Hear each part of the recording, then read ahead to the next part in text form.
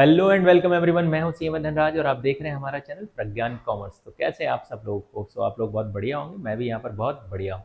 तो आज के इस वन शॉट वीडियो में हम बात करेंगे कैश फ्लो स्टेटमेंट के बारे में। कैश फ्लो स्टेटमेंट जो कि एक बच्चों के लिए डरावना चैप्टर है, जिसको मैक्सिमम स्टूडेंट तो ये सोच के छोड़ देते हैं कि चलो यार बहुत ज़्यादा टफ हो रहा है, क्यों ना 6 मार्क्स की रिस्क ले ली जाए, एग्जाम में थोड़े बहुत मार्क्स चले भी गए तो क्या होगा। लेकिन मैं आपको बता दूं कि अगर आप 6 मार्क्स यहाँ पे छोड़ेंगे तो पता नहीं कहाँ कहाँ पर और थोड़े थोड़े मार्क्स कटेंगे और आप कहीं ना कहीं एक एवरेज स्टूडेंट की कैटेगरी में आ जाएंगे। तो अगर आप हमारे चैनल पर नए हैं तो हमारे चैनल को सब्सक्राइब कर लीजिए, बेल नोटिफिकेशन को प्रेस कर दीजिए ताकि आप तक सारे के सारे वन शॉट वीडियोज़ का नोटिफिकेशन सबसे पहले पहुँच सके। और इस कॉन्सेप्ट के साथ मैं कैश फ्लो के बारे में आपको पहले ही बता देता हूँ कि ये एक इम्पॉर्टेंट चैप्टर है। फाइनेंशियल स्टेटमेंट एनालिसिस का हिस्सा है, या फाइनेंशियल कंपनी के जो फाइनेंशियल स्टेटमेंट होते हैं उसका जो हमारा अभिन्न अंग है, इसको अलग नहीं किया जा सकता। जिसको अगर स्टूडेंट से नहीं बन रहा है, बहुत सारे स्टूडेंट ऐसे हैं जिनको कॉन्सेप्ट क्लियरिटी नहीं है, तो ये वीडियो आपके लिए बहुत हेल्पफुल होने वाला है। आपको लास्ट तक इस वीडियो को ज़रूर देखना है। ये वन शॉट वीडियो आपकी लाइफ में कैश फ्लो का डर खत्म कर देगा। कभी भी आपको ऐसा नहीं लगेगा कि कैश फ्लो क्या है। तो सबसे पहले तो मैं इसी कॉन्सेप्ट के साथ कि डर के आगे जीत है, हम स्टार्ट करते हैं इस वीडियो को। चलिए शुरू करते हैं। तो क्या होता है कैश फ्लो? अगर मैं कैश फ्लो की बात करूं तो एक्चुअली थोड़ा सा हट के अगर सोचें तो कैश फ्लो बनाने की नीड क्यों पड़ी। सबसे पहले कैश फ्लो की क्या ज़रूरत है? कई स्टूडेंट ने अगर थोड़ा बहुत पढ़ रखा होगा तो आपने देखा होगा कि जो हमारी बैलेंस शीट होती है, बैलेंस शीट में हमारे पास जो करेंट एसेट्स होते हैं, करेंट एसेट्स के अंदर कैश एंड कैश इक्विवेलेंट नाम का एक हेड होता है। इसके अंदर current year and previous year के डेटा दिए होते हैं। जैसे सपोज ये 20 लाख है और यहाँ पर 10 लाख दिया होता है। तो क्या ज़रूरत पड़ी हमको कैश फ्लो स्टेटमेंट बनाने की? तो सबसे पहले यहाँ पर हम बात करें तो जैसा आपको दिख रहा है कि कैश 10 लाख से बढ़ के 20 लाख हो गया है, और यही हमारा कैश फ्लो का आंसर भी आने वाला है। इनका डिफरेंस ही जो है, थोड़ा सा इसको आसान कर लेते हैं, थोड़ा आपको समझने में आसान हो जाए। सपोज करिए यहाँ पर 20 लाख है और यहाँ पर 12 लाख रुपये। अब जो कंपनी के बोर्ड ऑफ डायरेक्टर होते हैं वो ये बता देते हैं कि हमारे पास कैश बढ़ के कितना आ गया, 8 लाख से कैश इंक्रीज हो गया। आपको साफ दिख रहा होगा कि करंट ईयर में जो कैश है वो कितना बढ़ गया है, कैश और कैश इक्विवेलेंट 8 लाख रुपए से बढ़ गया है। लेकिन ये नहीं पता चल रहा है कि ये पैसा कहाँ से आया। ये अगर पता चल जाए तो हमारा बैलेंस शीट में ही इससे काम चल जाता। हमका जो बैलेंस शीट में जो कैश दिख रहा है इसी से हमारा काम चल जाए, लेकिन इससे काम नहीं चलता था। बोर्ड ऑफ डायरेक्टर हमको गुमराह कर सकते हैं, हमारे कंपनी के जो एम्प्लॉयज़ हैं वो ये बोल सकते हैं देखो हमारे पास तो कैश बढ़ गया। इसको देखकर एक शेयर होल्डर सेटिस्फाई नहीं होगा, क्योंकि ये 8 लाख रुपए कहाँ से आया। क्योंकि पैसा तो कहीं से भी आ सकता है। हो सकता है आपने एसबीआई से लोन ले लिया हो, ठीक है, हो सकता है आपने कहीं से पैसा इन्वेस्ट किया हो, आपको डिविडेंड मिल गया हो, डिविडेंड मिल गया आपको।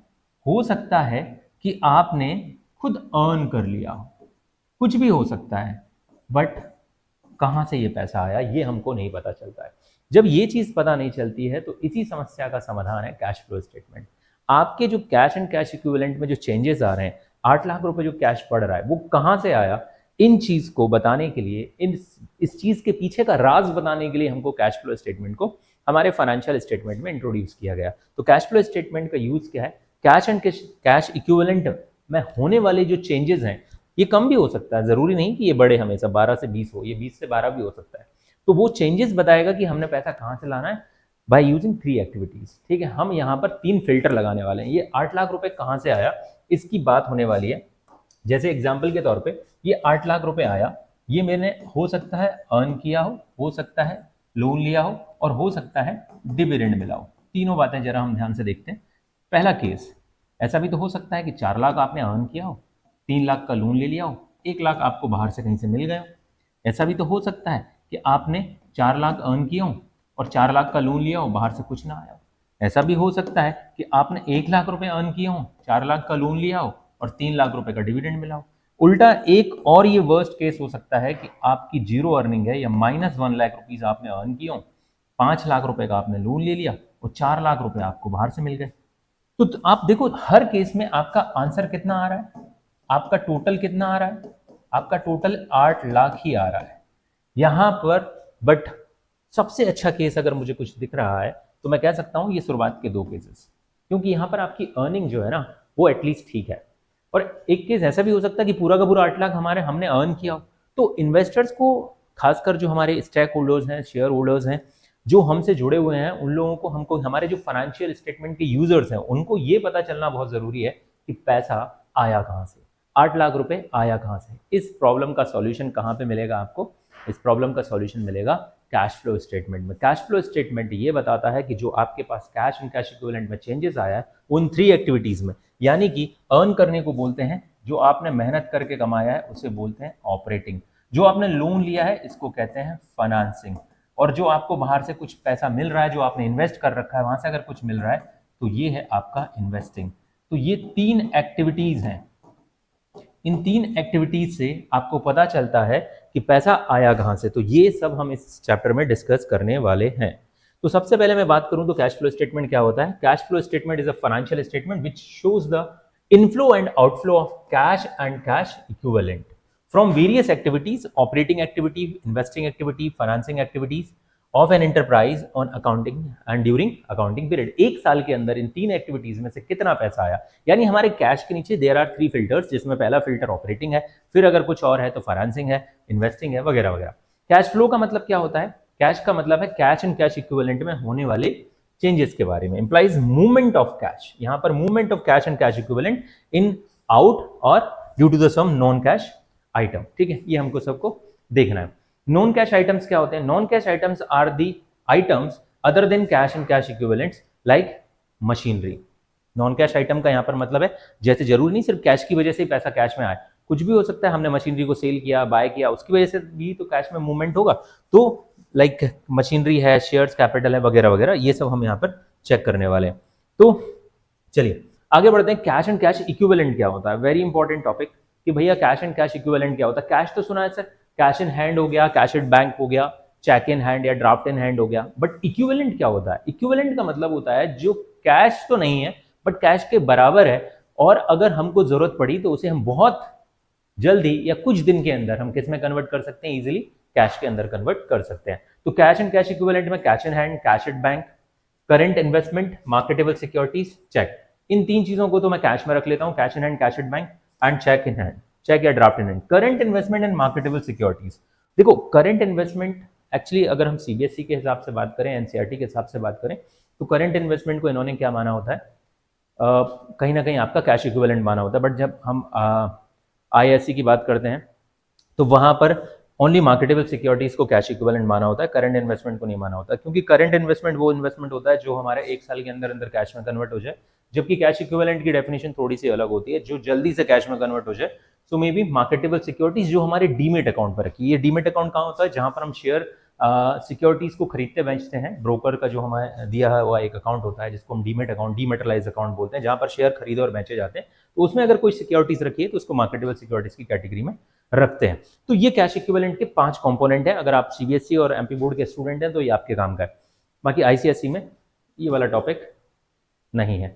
इंपॉर्टेंट नोट जो कुछ आपको ध्यान में रखना है कि बैंक ओवरड्राफ्ट, कैश क्रेडिट, क्या क्या चीजें हैं, बी केयरफुल, यहां पर ध्यान देना है आपको। Bank OD, cash credit will be considered as financing activity. अगर वहां से कुछ पैसा आ रहा है, जैसे बैंक ओडी अगर हमारा बढ़ रहा है तो पैसा तो आया होगा, लेकिन वो हमारा उधार का पैसा है।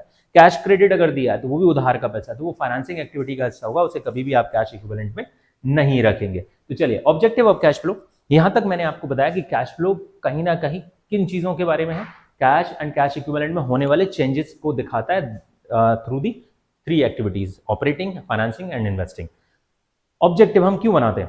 सबसे पहले to ascertain the sources receipt of cash and cash equivalent from the operating, investing and financing। 3 activities से कैश एंड कैश इक्विवेलेंट में होने वाले रिसिप्ट को दिखाएगा। दूसरी चीज, ascertain the application that is also called used, cash कहां पर यूज हो रहा है, कैश एंड कैश इक्विवेलेंट, इसको दिखाएगा। तीसरा, to ascertain the net change, यानी कि देखो भाई आपके इनफ्लो को दिखा दिया, आउटफ्लो को दिखा दिया, ठीक है, तो साथ में क्या आ जाएगा? चेंज आ जाएगा। तो जो चेंज आया वो कैश एंड कैश इक्विवेलेंट में होने वाले चेंजेस को भी दिखाएगा। There are 3 objectives of cash flow statement.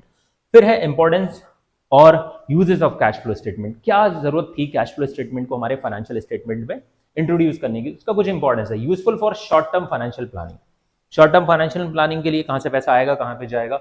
Useful in preparing the cash budget, अगर आपने बजट के बारे में नहीं पढ़ा है तो मैं आपको बता देता हूं, कंपनीज में बजट बनता है कि पैसा कहां से आएगा, कहां पे जाएगा, एक साल के अंदर का बजट एडवांस में बना लिया जाता है। आपको बिजनेस स्टडीज में फाइनेंशियल प्लानिंग या प्लानिंग के अंदर भी पढ़ाया होगा।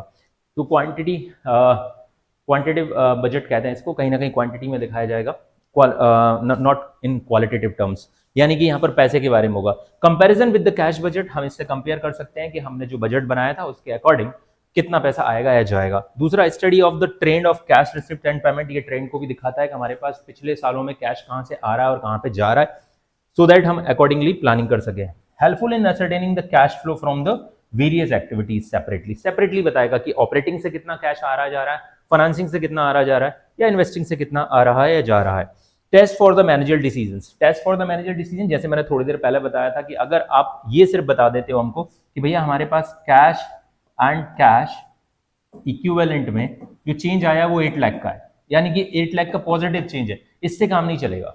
आप ये बताओ ये 8 लाख रुपीस कहां से आया। मेरे प्रीवियस एग्जांपल में आपने देखा ये 8 लाख रुपए कहां से आया, ये आपको बताना ज्यादा जरूरी है, ना कि सिर्फ इतना कि 8 लाख रुपए बढ़ा, वो तो बैलेंस शीट से दिख जाएगा। तो कैश फ्लो स्टेटमेंट कहीं ना कहीं मैनेजर डिसीजंस कैसे लिए गए उस पर भी, उसका भी टेस्ट हो जाएगा। यहाँ पर लिमिटेशंस क्या है, जो लिमिटेशन फाइनेंशियल स्टेटमेंट की थी लगभग लगभग सारी लिमिटेशंस यहाँ पर भी सेम है। यानी कि पहला, not suitable for the judging the liquidity, liquidity के लिए तो भैया आपको करंट एसेट, जो मैंने रेशियो एनालिसिस मैं आपको वन शॉट वीडियो में बताया है, तो अगर आपने नहीं देखा है तो डिस्क्रिप्शन बॉक्स में उसका लिंक मिल जाएगा, या आई बटन पर प्रेस करके आप देख सकते हैं आपको कि जो लिक्विडिटी जो होती है वो कहीं ना कहीं रेशियो से शो होगी, ना कि कैश फ्लो स्टेटमेंट से। दूसरा, पॉसिबिलिटी ऑफ विंडो ड्रेसिंग, ठीक है, विंडो ड्रेसिंग की पॉसिबिलिटी है, जैसा कि फाइनेंशियल स्टेटमेंट को अगर विंडो ड्रेस किया जा सकता है तो इसको भी किया जा सकता है। दूसरा, it ignores the non cash transaction, वहां पे भी हमने जैसा देखा था नॉन कैश ट्रांजेक्शन मतलब कहीं ना कहीं अगर कोई कंपनी नॉन कैश ट्रांजेक्शन बहुत ज्यादा उधार बेच रही है, कुछ ऐसा काम कर रही है क्रेडिट पर, तो वो कहीं ना कहीं इसमें इग्नोर कर दिया जाता है, नॉन कैश ट्रांजेक्शन को इग्नोर कर दिया जाता है। या फिर ऐसा समझ लो आपने मशीनरी खरीदी और उसके बदले में आपने शेयर दे दिए, तो उस टाइप की चीजों को ये कंसिडर नहीं करता है, जबकि वो भी एक ट्रांजेक्शन होता है। It ignores the accrual concept of the accounting, cash flow statement cash concept के ऊपर बेस्ड है, एक्रूअल कॉन्सेप्ट की धज्जियां उड़ा देता है, यानी इसको कोई मतलब नहीं है कि भैया पैसा आने वाला है और जाने वाला, उनको कंसिडर नहीं करता। No substitute of any income statement, यानी कि कहीं ना कहीं हमारा जो P&L है उसका तो सब्स्टिट्यूट होगा ही नहीं, ना ही बैलेंस शीट का सब्स्टिट्यूट होगा। हिस्टोरिकल इन नेचर, यानी कि जो फाइनेंशियल स्टेटमेंट का ड्रॉबैक था वो इसका भी ड्रॉबैक है, ये भी historical. It's based on P&L and balance sheet, that's why जो मैंने कहा था जो वहां उनकी जो भी ड्रॉबैक्स हैं ऑलमोस्ट इसके तो सारे के सारे होंगे। आगे बढ़ते हैं, who is required to prepare the cash flow statement in India, it's very important. वैसे अगर मैं बताऊं तो आपको एग्जाम के हिसाब से ज़्यादा इंपॉर्टेंट नहीं, बट अगर आप वर्ग 1 के स्टूडेंट हैं या आप ग्रेड 1 के टीचर के लिए प्रिपरेशन कर रहे हैं तो ये आपके लिए इंपॉर्टेंट है कि भैया कौन कौन फाइनेंशियल किस कंपनी के लिए कैश फ्लो स्टेटमेंट बनाना कंपलसरी है। तो इसमें दो चीज़ें इंपॉर्टेंट है, एक तो कंपनी आपकी स्टॉक मार्केट में लिस्टेड है कि नहीं, और दूसरा है टर्नओवर।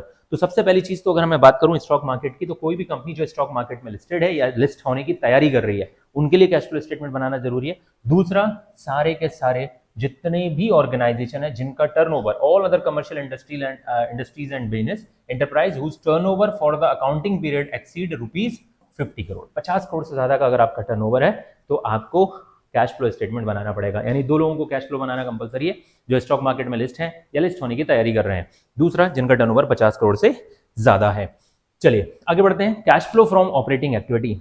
देखो एक चीज बहुत ध्यान से सुन लेना, cash flow from operating activity लगभग आपके सिलेबस का मैं सीधा बोलूं तो 60-70% कवर करता है। यानी अगर आपको cash flow from operating activity समझ में आ गया तो ऑलमोस्ट कैश फ्लो स्टेटमेंट का 60-70% समझ में आ जाएगा। इवन मैं आपको अगर रियली अपने हिसाब से बताऊं तो मैं अपना जजमेंट दूं तो लगभग 80% ये कवर कर लेता है। यानी इन्वेस्टिंग और फाइनेंसिंग वेरी सिंपल, उनमें आपको कोई दिक्कत नहीं होने वाली, जितनी भी दिक्कत होती है बच्चों को यही होती है। तो यहां पर हमें ध्यान से समझना है कि cash flow from operating activity को समझ लिया तो समझो कैश फ्लो स्टेटमेंट को समझ लिया। तो कैश फ्लो स्टेटमेंट को बनाने के there are 2 methods, direct method और इनडायरेक्ट मेथड। डायरेक्ट मेथड हमारे सिलेबस में नहीं है, डायरेक्ट मेथड के लिए आपको रॉ इन्फॉर्मेशन चाहिए होगी, यानी कि कितना पैसा कस्टमर से मिला है, कितनी नगद सेल की आपने वगैरह वगैरह। लेकिन हमारे सिलेबस में है इनडायरेक्ट मेथड, इनडायरेक्ट मेथड जो कि बैलेंस शीट और P&L की इन्फॉर्मेशन को यूज करके बनाया जाता है। दैट्स वाई हम कहीं ना कहीं ऑपरेटिंग एक्टिविटी को इनडायरेक्ट मेथड से बनाएंगे, और इनडायरेक्ट और डायरेक्ट मेथड का जो काम है वो सिर्फ और सिर्फ ऑपरेटिंग एक्टिविटी में है, बाकी फाइनेंसिंग इन्वेस्टिंग में सब एक ही मेथड होता है। तो ऑपरेटिंग एक्टिविटी में जो कैश इनफ्लो होता है और कैश आउटफ्लो होता है, ऑपरेटिंग का मतलब क्या है, सबसे पहली चीज तो जो हमारी प्रिंसिपल रेवेन्यू प्रोड्यूसिंग एक्टिविटी होती है, यानी जिस चीज से हमारा बिजनेस चलता है, जिस चीज के लिए हमारा बिजनेस चलता है, जिस ऑब्जेक्टिव को हमने हमारे ऑब्जेक्टिव क्लॉज में डाला है, उस एक्टिविटी को बोलते हैं ऑपरेटिंग एक्टिविटी। जैसे अगर मैं बात करूं तो रिलायंस के लिए बात करूं या जियो के लिए बात करूं तो जियो का हमारा मेन बिजनेस क्या होगा, जो टेलीकॉम सर्विसेज सेल करना है, ठीक है। इसके अलावा अगर हम बात करें स्टेट बैंक ऑफ इंडिया की मेन एक्टिविटी क्या होगी, लोगों को लोन देना, इंटरेस्ट वगैरह उस पर रिकवर करना। तो कैश फ्लो इनफ्लो कहाँ से होता है, ऑपरेटिंग एक्टिविटी में। जो हमारा कस्टमर को हमने goods and sale of service से जो पैसा आया, या कस्टमर से जो रिकवरी हुई, तो cash received from the sale of goods and rendering of service, cash received from the royalty. अगर आप कोई बुक यूज करते हैं, जो भी आप अगर सीबीएसई के स्टूडेंट हैं तो ऑब्वियसली आप डी के गोयल, एस सी शर्मा या फिर टी एस ग्रेवाल वगैरह यूज करते होंगे, तो जो राइटर को रॉयल्टी मिलती है वो उसकी ऑपरेटिंग इनकम हो सकती है। अगर मैं बात करूं तो फीस हो सकती है टीचर के लिए, डॉक्टर के लिए, कमीशन हो सकता है किसी ब्रोकर के लिए, एंड अदर रेवेन्यूज जो जिस काम के लिए बना है। And cash received from the debtor, अगर आप उधार बेच देते हो तो बाद में जो रिकवरी होती है। सर ये तो हमने देखा ही नहीं, ये डायरेक्ट मेथड की इन्फॉर्मेशन है, बट यही ऑपरेटिंग एक्टिविटी में कैश इनफ्लोज होते हैं। तो सर ऐसा तो हमने कभी बनाया नहीं, आपने इनडायरेक्ट मेथड यूज किया है तब बनाया, उसकी हम बात करेंगे बहुत जल्द। दूसरा कैश आउटफ्लो कहाँ पे होता है, अगर बिजनेस को ऑपरेट करोगे तो सीधी सी बात है, अगर गुड्स एंड सर्विस सेल किया है तो आपने कुछ परचेज भी किया होंगे गुड्स, तो जो भी आपने परचेज किया है, रॉ मटेरियल परचेज किया है, गुड्स, तो कैश परचेज। इसके अलावा पेमेंट टू क्रेडिटर, अगर उधार खरीदा है तो उनको पेमेंट किया होगा। कैश ऑपरेटिंग एक्सपेंसेस, बिजनेस को ऑपरेट करने के लिए एम्प्लॉइज को सैलरी देना, रेंट देना, इलेक्ट्रिसिटी वगैरह वगैरह। पेमेंट ऑफ वेजेस, इसके अलावा इनकम टैक्स। बाय डिफॉल्ट अगर इनकम टैक्स क्वेश्चन में दे रखा है तो याद रखना ऑपरेटिंग एक्टिविटी होगा, जब तक कि स्पेसिफाइड नहीं किया गया हो कि वो किस पर है। तो बाय डिफॉल्ट इनकम टैक्स को हम ऑपरेटिंग एक्टिविटी में कंसिडर करेंगे। दूसरा होता है फाइनेंसिंग एक्टिविटी। सबसे पहले आपने देखा ऑपरेटिंग एक्टिविटी, दूसरे नंबर पर आती है फाइनेंसिंग एक्टिविटी। जैसे मैंने आपको थोड़ी देर पहले बताया था कि जो बिजनेस में कैश फ्लो स्टेटमेंट क्या बताने वाला है, जो हमारा कैश फ्लो स्टेटमेंट है ये कैश एंड कैश इक्विवेलेंट में होने वाले चेंज को दिखाएगा, और उन चेंज को 3 पार्ट में कंसीडर करना है। एक तो होगा हमारा ऑपरेटिंग एक्टिविटी, दूसरा होगा फाइनेंसिंग एक्टिविटी, और तीसरा है हमारा इन्वेस्टिंग एक्टिविटी। ठीक है, आपको जैसे मैंने अभी थोड़ी देर पहले बताया था, सपोज यहाँ से 4 लाख रुपए आया, यहाँ से 3 लाख रुपए आया, यहाँ से 1 लाख रुपए आया, टोटल आपके पास कितना लाख आया, 8 लाख रुपए आया, और ये 8 लाख बढ़ गया। ये मे भी ऐसा भी हो सकता है कि भाई आपका यहाँ पे 4 लाख रुपए आया, लेकिन यहाँ पर फाइनेंसिंग एक्टिविटी में 3 लाख आया, और यहाँ पर माइनस का जो बैलेंस है वो सपोज करो 12 लाख रुपए, 12 लाख रुपए आपने इन्वेस्ट कर दिया। इन्वेस्टिंग एक्टिविटी को हम बहुत जल्दी हम समझेंगे, तो कितना हो गया 7 और 12, तो हम कहीं ना कहीं 5 लाख रुपए आपका जो है वो कैश डाउन हो गया। इसको यूज्ड कहते हैं और इसको इनफ्लो कहते हैं। अगर हमारा नेट चेंज नेगेटिव आ रहा है तो जो पैसा हमारा कैश फ्लो में जो है पैसा इतना यूज हो गया, या इसको बोलते हैं नेट सीसी डिक्रीज। तो हम यहां पर 3 एक्टिविटीज के through cash and cash equivalent में होने वाले चेंज को दिखाने वाले हैं। तो दूसरे नंबर पर आती है हमारी फाइनेंसिंग एक्टिविटी। फाइनेंसिंग एक्टिविटी को मैं बहुत ही सिंपल भाषा में आपको समझा देता हूं। अगर आपको पैसे की जरूरत है, ठीक है, सपोज करो एक एग्जांपल के तौर पे कोई एक ऐसी कंपनी ले लेते हैं जिसका अभी अच्छे दिन नहीं चल रहे हैं, एग्जांपल के तौर पे वोडाफोन आइडिया, ठीक है, वीआई, वोडाफोन आइडिया, ये एक ऐसी कंपनी वीआई जिसके पास पैसे की जरूरत है।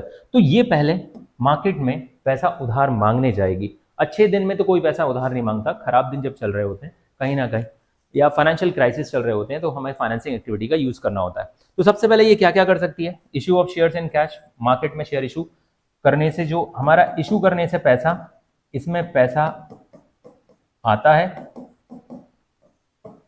किस चीज से, issue of share, debentures, bond. अगर आप ये तीनों चीजें इशू करते हो तो आपके पास पैसा आएगा। दूसरी चीज, अगर आप लोन लेते हो, लोन रेज, अगर रेज करते हो, क्या रेज लॉन्ग टर्म लोन या शॉर्ट टर्म लोन, अगर आप कोई सी लोन ले रहे हो तो पैसा आएगा। तीसरा हमारा जो पहला, दूसरा और तीसरा जो हमारा पार्ट में यहां पर एक साथ नोट कर देता हूं, इंक्रीज इन बैंक बैलेंस या ओडी। अगर आप इंक्रीज हो रहा है ओडी, आप अपनी ओडी लिमिट यूज कर रहे हो, increase in bank overdraft, bank overdraft, अगर आप कहीं ना कहीं लोगों से पैसा उधार मांग रहे हो या बैंक से पैसा उधार मांग रहे हो, यानी उधार मांगना, यहां पर उधार मांगा जा रहा है, भाई क्रेडिट पे हमें पैसा दे दो। बीआई के बुरे दिन चल रहे हैं ना, अब जब उसके अच्छे दिन आएंगे तो सीधी सी बात, अच्छे दिन आए ना आए उसको पेमेंट तो करना ही पड़ेगा। तो सीधी सी बात है, अगर लोन लिया है तो लोन का रीपेमेंट करना, अगर आपने शेयर इशू कर रहे हैं तो शेयर का रिडम्पशन करना, डिवेंचर इशू कर रहे हैं तो डिवेंचर का रिडम्पशन करना। इसका एक मेमोरिक्स है कि अगर लोन लेने से पैसा आता है, इशू करने से पैसा आता है, तो रीपेमेंट करने से क्या होता है, पैसा रीपेमेंट करने से पैसा क्या होगा, पैसा जाएगा। दूसरा, एक और चीज आपको ध्यान रखनी है, अगर लोन लेकर रख लिया तो होल्ड करने से भी क्या होगा, होल्ड करने से, होल्ड करने से भी पैसा जाएगा। आपने लोन लेकर रख लिया, पैसा जाता रहेगा इंटरेस्ट के फॉर्म में। आपने शेयर इशू कर दिए, मार्केट में लोग इंजॉय कर रहे हैं, इशू कर दिए, आपको उन पर डिविडेंड देना पड़ेगा। तो होल्ड करने से पैसा जाता है। आपको इसका एक ट्रिक मैं बता देता हूं, जो मैंने पहले भी बता दिया कि इशू करने से पैसा आता है, रीपेमेंट करने से पैसा जाता है, होल्ड करने से पैसा जाता है। होल्ड करने से कौन से फॉर्म में जाएगा, इंटरेस्ट का पेमेंट करोगे आप ऑन लोन्स एंड डिविडेंड का पेमेंट करोगे ऑन शेयर्स।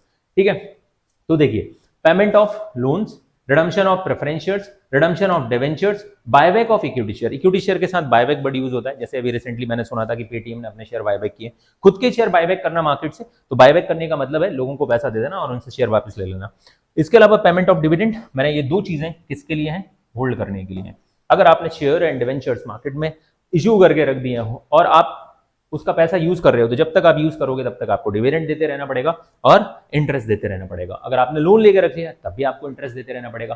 तो ओवरऑल मैं कह सकता हूं कि इशू करने से पैसा आता है, रीपेमेंट करने से पैसा जाता है और होल्ड करने से भी पैसा जाता है। तो पहले इनफ्लो बाद में आउटफ्लो। फाइनेंसिंग एक्टिविटी का यही कॉन्सेप्ट है कि जो गरीब है या जिसकी हालत अच्छी नहीं है, वोडाफोन आइडिया की तरह, पहले वो कैश इनफ्लो करने का सोचेगा, कहां से आएगा, हमने ये सब देख लिया है। अब जिसका सब कुछ ठीक ठाक चल रहा है उसको हम बोलेंगे कहीं ना कहीं इन्वेस्टिंग एक्टिविटी। भाई इन्वेस्टिंग एक्टिविटी याद रखने हैं यहां पर आपको, यहां पर जो भी नॉन करेंट एसेट्स हैं यानी कि फिक्स एसेट्स हैं, प्लस अगर आपके नॉन करेंट इन्वेस्टमेंट है, अगर इन चीजों को आप ये पूरा का पूरा कहीं ना कहीं बाय एंड सेल करने से जुड़ा हुआ है। अगर आप नॉन करेंट एसेट्स यानी फिक्स एसेट्स और नॉन करेंट इन्वेस्टमेंट खरीदते और बेचते हो, पूरा का पूरा इसी पर है। तो पहले सीधी सी बात है, एक सिंपल सा फंडा है, जब हम इन्वेस्टिंग एक्टिविटी की तरफ देखेंगे तो हमारे दिमाग में आना चाहिए कि पहले पैसा जाता है। इसलिए आपको बुक में कैसे ही दिया हो, बट मैंने आपको इस तरीके से दिया कि पहले पैसा जाता है। किस किस चीज की वजह से जाता है, अगर आप फिक्स एसेट्स खरीदते हैं यानी कि कोई भी नॉन करेंट एसेट्स खरीद रहे हैं, प्लांट एंड मशीनरी, ठीक है, फर्नीचर, फिक्सचर्स, ये सब इस कैटेगरी में आ जाएगा। इसके अलावा कोई भी आप इन्वेस्टमेंट खरीद रहे हैं, भाई जो कंपनी अच्छी है, जियो, ठीक है, वो एक तो बहुत बड़े बड़े एसेट्स खरीदेगी, साथ में कुछ वीक कंपनीज के शेयर भी खरीद सकती है, शेयर डिवेंचर बॉन्ड्स खरीद सकती है, सिक्योरिटीज खरीद सकती है। ठीक है, तो सिक्योरिटीज ये सब खरीदना आपकी किस कैटेगरी में आ जाएगा, आउटफ्लो की कैटेगरी में आ जाएगा। यानी कि जियो जैसी कंपनी कुछ प्लांट मशीनरी इक्विपमेंट्स खरीद रही है, अब वो इन्वेस्टिंग एक्टिविटी होगा।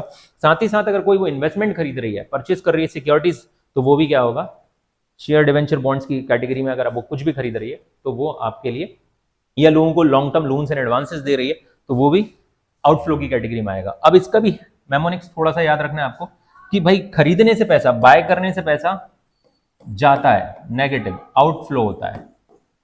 ठीक है, और यहां पर इनको अगर सेल करना शुरू कर दो तो सेल करने से क्या शुरू हो जाएगा, इनफ्लो शुरू हो जाएगा। सेल करने से यानी बाय करने से पैसा जाता है, सेल करने से पैसा आता है। आपको बस यही सोचना है, सेल ऑफ फिक्स एसेट। लेकिन याद रखना ये सब चीजें कैश में होनी चाहिए, नॉन कैश नहीं होना चाहिए। जैसे आपने कुछ एसेट्स खरीदी और उसके बदले में शेयर इशू कर दिए, अगर आपने कहीं ना कहीं इशू ऑफ शेयर का चैप्टर पढ़ा होगा तो वहां पे आपने देखा होगा issue of share other than cash. अगर नहीं देखा है तो कमेंट बॉक्स में कमेंट करिएगा, मैं अगला वीडियो बहुत जल्दी वहां पर हम इशू ऑफ शेयर से रिलेटेड बनाने वाले हैं। दूसरा है सेल्स ऑफ इन्वेस्टमेंट, अगर आपने बाय किया तो पैसा जाएगा, सेल किया तो पैसा आएगा। ये तीनों चीजें क्या है, अगर आप किसी भी इन्वेस्टमेंट को होल्ड करके रखते हो तो आपको ये तीन इनफ्लो देखने को मिलेंगे।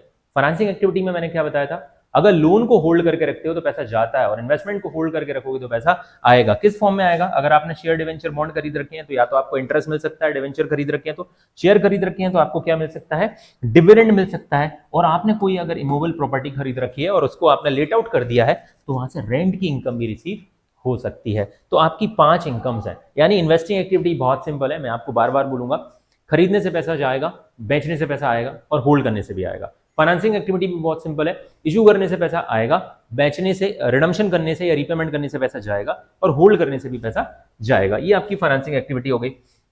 अब यहां पर treatment of interest and dividend, आपको ये दो चीजें बहुत कंफ्यूज कर सकती हैं। जो जो चीजें कैश फ्लो में कंफ्यूज कर सकती हैं उनको मैंने सेपरेटली इस वन शॉट वीडियो में कवर किया। अगर आपको हमारा वीडियो पसंद आ रहा है और अगर आप यहां तक पहुंच चुके हैं तो please like, share and subscribe with your friends. ठीक है, शेयर करिए अपने इस वीडियो को अपने दोस्तों के साथ, सब्सक्राइब करिए चैनल को और अगर कोई भी कमेंट करना चाहते हो, आपको इससे इस वीडियो में अभी तक कुछ भी समझ में नहीं आया तो कमेंट बॉक्स में जरूर कमेंट करिएगा। तो भाई देखो, अगर आपके पास इंटरेस्ट एंड डिविडेंड, अगर दो चीजें हैं, इंटरेस्ट है और डिविडेंड है, ये अलग अलग ऑर्गेनाइजेशन के लिए अलग अलग एक्टिविटी की कैटेगरी में आएंगे। जैसे ऑर्गेनाइजेशन की बात करूं तो मैं एक फाइनेंशियल ऑर्गेनाइजेशन हो सकता है, नॉन फाइनेंशियल ऑर्गेनाइजेशन हो सकता है। अगर आपको फाइनेंशियल ऑर्गेनाइजेशन और नॉन फाइनेंशियल ऑर्गेनाइजेशन की डेफिनेशन में कंफ्यूजन है तो मैंने यहाँ पर डेफिनेशन डाल दी है, मैं बता देता हूँ। फाइनेंशियल ऑर्गेनाइजेशन वो होते हैं जो पैसे में डील करते हैं, जिनका कोर बिजनेस ही है लोन लेना देना, पैसे में खेलना, यानी म्यूचुअल फंड्स हो गए, बैंक्स हो गए, फाइनेंशियल इंस्टीट्यूशंस हो गए। तो these firms are mutual funds, banks, investment companies has a main business of borrowing and advancing the loans, buying and selling of debentures, fix deposit etcetera, securities को खरीदना बेचना, यही इनका काम है। तो इनको कहते हैं फाइनेंशियल एंटरप्राइज। और बाकी को अदर्स को मैं इस कैटेगरी में रख सकता हूं। अगर इनके अलावा जितने भी होंगे वो अदर्स की कैटेगरी में आ जाएंगे। Other than financial enterprise like firms deals in the manufacturing of garments, steel, real estate, कुछ भी, यानी अदर देन फाइनेंशियल ऑर्गेनाइजेशन बाकी सब क्या है, हम नॉन फाइनेंशियल ऑर्गेनाइजेशन की कैटेगरी में आते हैं। तो इनके लिए आपको मैंने यहां पर बहुत ही सिंपल यहां पर चार्ट बना दिया है, आपको कंफ्यूज नहीं होना है। जैसे सबसे पहले मैं बात करूं फाइनेंशियल ऑर्गेनाइजेशन के लिए, अगर ये इंटरेस्ट पेड करते हैं, अगर ये क्या कर रहे हैं, इंटरेस्ट पेड कर रहे हैं डिविडेंड, यहां पर थोड़ा सा ये स्लाइड मिस हो गया है, ठीक है। तो अगर interest paid and interest receive हो रहा है, या डिविडेंड पेड या डिविडेंड रिसीव हो रहा है, तो ये किस कैटेगरी में आ जाएगा, ऑपरेटिंग एक्टिविटी की कैटेगरी में आ जाएगा, क्योंकि इनका रोज का काम ही है शेयर खरीदना बेचना, ठीक है, इंटरेस्ट आना या इंटरेस्ट रिसीव करना या इंटरेस्ट पे करना, तो ये इनकी ऑपरेटिंग एक्टिविटी है। जैसे एक बैंक को ले लो, पैसा कम पड़ता है, आरबीआई से उधार ले लेता है, तो उस पर इंटरेस्ट पे करेगा, उसके लिए ऑपरेटिंग रोज का काम है। अगर उसके पास उसने जो पैसा विजय माल्या को उधार दे दिया एग्जांपल के तौर पे, तो विजय माल्या ने ब्याज पे किया होगा, इंटरेस्ट पे किया होगा, तो इंटरेस्ट रिसीव भी उसकी किस कैटेगरी, उसका रोज का काम है इंटरेस्ट रिसीव करना और इंटरेस्ट पे करना। वैसे ही डिविडेंड रिसीव करना भी उसका रोज का काम हो सकता है, क्योंकि जो फाइनेंशियल इंस्टीट्यूशंस होते हैं लाइक म्यूचुअल फंड वगैरह, तो उनको डिविडेंड रिसीव हो रहा है रेगुलर बेसिस पे, अलग अलग कंपनियां अलग अलग टाइम पे डिविडेंड डिस्ट्रीब्यूट करती रहती हैं, तो ये उनकी ऑपरेटिंग इनकम होगी, ये ऑपरेटिंग एक्टिविटीज में आ जाएगा। डिविडेंड अगर पे कर रहे हैं स्पेशली, चाहे वो फाइनेंशियल हो या नॉन फाइनेंशियल हो, आप यहाँ पे देख सकते हैं dividend paid by the non financial और financial as well as non financial, दोनों में आप यहाँ पर सिमिलरिटीज देखेंगे कि दोनों ही फाइनेंसिंग एक्टिविटी में आएगा। क्योंकि भाई स्टेट बैंक ऑफ इंडिया भी अपने शेयर इशू करता है और दूसरी रिलायंस ने भी अपने शेयर इशू कर रखे हैं। अगर ये डिविडेंड पे करते हैं, जैसे पर्सनली मैं बताता हूं, मैंने दोनों कंपनीज के शेयर खरीद रखे हैं, रिलायंस और स्टेट बैंक ऑफ इंडिया, दोनों से मुझे डिविडेंड मिलता है। तो अगर मुझे दोनों से डिविडेंड मिले तो मेरे लिए तो इन्वेस्टिंग होगा, लेकिन अगर ये दोनों ही मुझे डिविडेंड पे कर रहे हैं तो इनके लिए क्या होगा, रिलायंस के लिए, यहां पर हम रिलायंस को रख लेते हैं, रिलायंस इंडस्ट्री लिमिटेड, और यहां पर स्टेट बैंक ऑफ इंडिया को रख लेते हैं।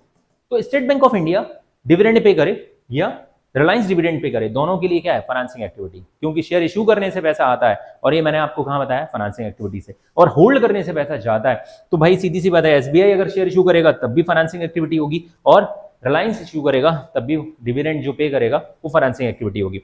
अब बात कर लेते हैं नॉन फाइनेंशियल ऑर्गेनाइजेशन के लिए, अगर इंटरेस्ट पे किया जा रहा है, नॉन फाइनेंशियल ऑर्गेनाइजेशन यानी हम सब लोग बैंक को छोड़कर, म्यूचुअल फंड्स और इन्वेस्टमेंट कंपनीज को छोड़कर, तो इंटरेस्ट पे किया जा रहा है, क्या किया जा रहा है, इंटरेस्ट का भुगतान किया जा रहा है। इंटरेस्ट का भुगतान किया जाएगा फाइनेंसिंग एक्टिविटी। आपने लोन ले रखा होगा, लोन पर इंटरेस्ट का पेमेंट करोगे तो कहीं ना कहीं क्या होगा, या आपने डिवेंचर इशू कर रखे होंगे, कहीं ना कहीं फाइनेंसिंग एक्टिविटी का वो हिस्सा होगा। अगर आपको डिविडेंड रिसीव हो रहा होगा तो इन्वेस्टिंग एक्टिविटी का हिस्सा होगा। आपने शेयर डिवेंचर बॉन्ड्स खरीद रखे हैं, किसने, नॉन फाइनेंशियल कंपनीज ने या नॉन फाइनेंशियल ऑर्गेनाइजेशन से।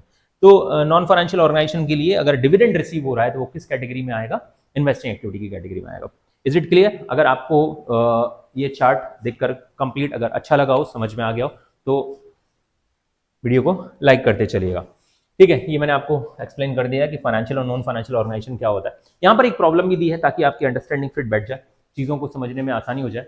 State which of the following transaction will result in inflow, outflow और change in cash and cash equivalent. ठीक है, तीन चीजें तो है ही, ऑपरेटिंग, इन्वेस्टिंग, फाइनेंसिंग, और चौथा है cash and cash equivalent. Cash and cash equivalent में आपको सोचना है कि sale of fixed assets, book value ₹15,000 at a loss of 5,000।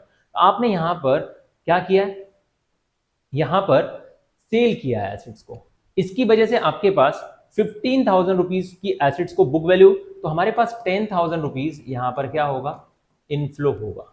अभी आपको ये नहीं सोचना है किससे, अभी फिलहाल में आपसे ये पूछा है कि ट्रांजेक्शन विल रिजल्ट इनफ्लो और आउटफ्लो बताना है आपको, तो इनफ्लो होगा, फिलहाल में तो इनफ्लो होगा कितना, 10,000 रुपीज, क्योंकि हमने 15,000 की बुक वैल्यू ऑफ एसेट्स को, 11th में आपको बुक वैल्यू का कॉन्सेप्ट समझाया होगा, नहीं समझाया होगा तो आगे हम इसमें समझेंगे। दूसरी चीज, cash received from debtors ₹90,000 and allowed him discount of ₹1,000। ठीक है, तो यहां पर आपके पास कैश रिसीव हो रहा है, ये भी आपके लिए क्या हो जाएगा, इनफ्लो हो जाएगा। ठीक है, इनफ्लो हो जाएगा और डेटर से पैसा रिसीव हो रहा है। अगर आपको साथ ही साथ एक्टिविटी भी देखनी है तो ये इन्वेस्टिंग एक्टिविटी होगी, क्योंकि एसेट्स का खरीदना बेचना, और ये कौन सी एक्टिविटी होगी, ऑपरेटिंग एक्टिविटी होगी।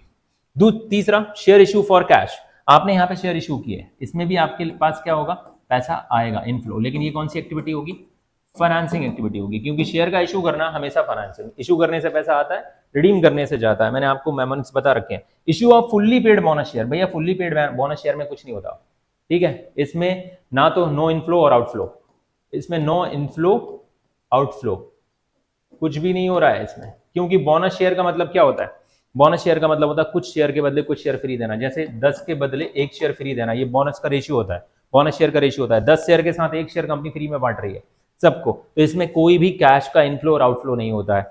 दूसरा, डेप्रिसिएशन ऑन फर्नीचर, ये एक नॉन कैश आइटम है, आपने 11th में या अभी भी आपने कई जगह देखा होगा, डेप्रिसिएशन को पीएनएल में डेबिट किया होगा, अगर नहीं किया होगा तो मैं आपको बता देता हूँ।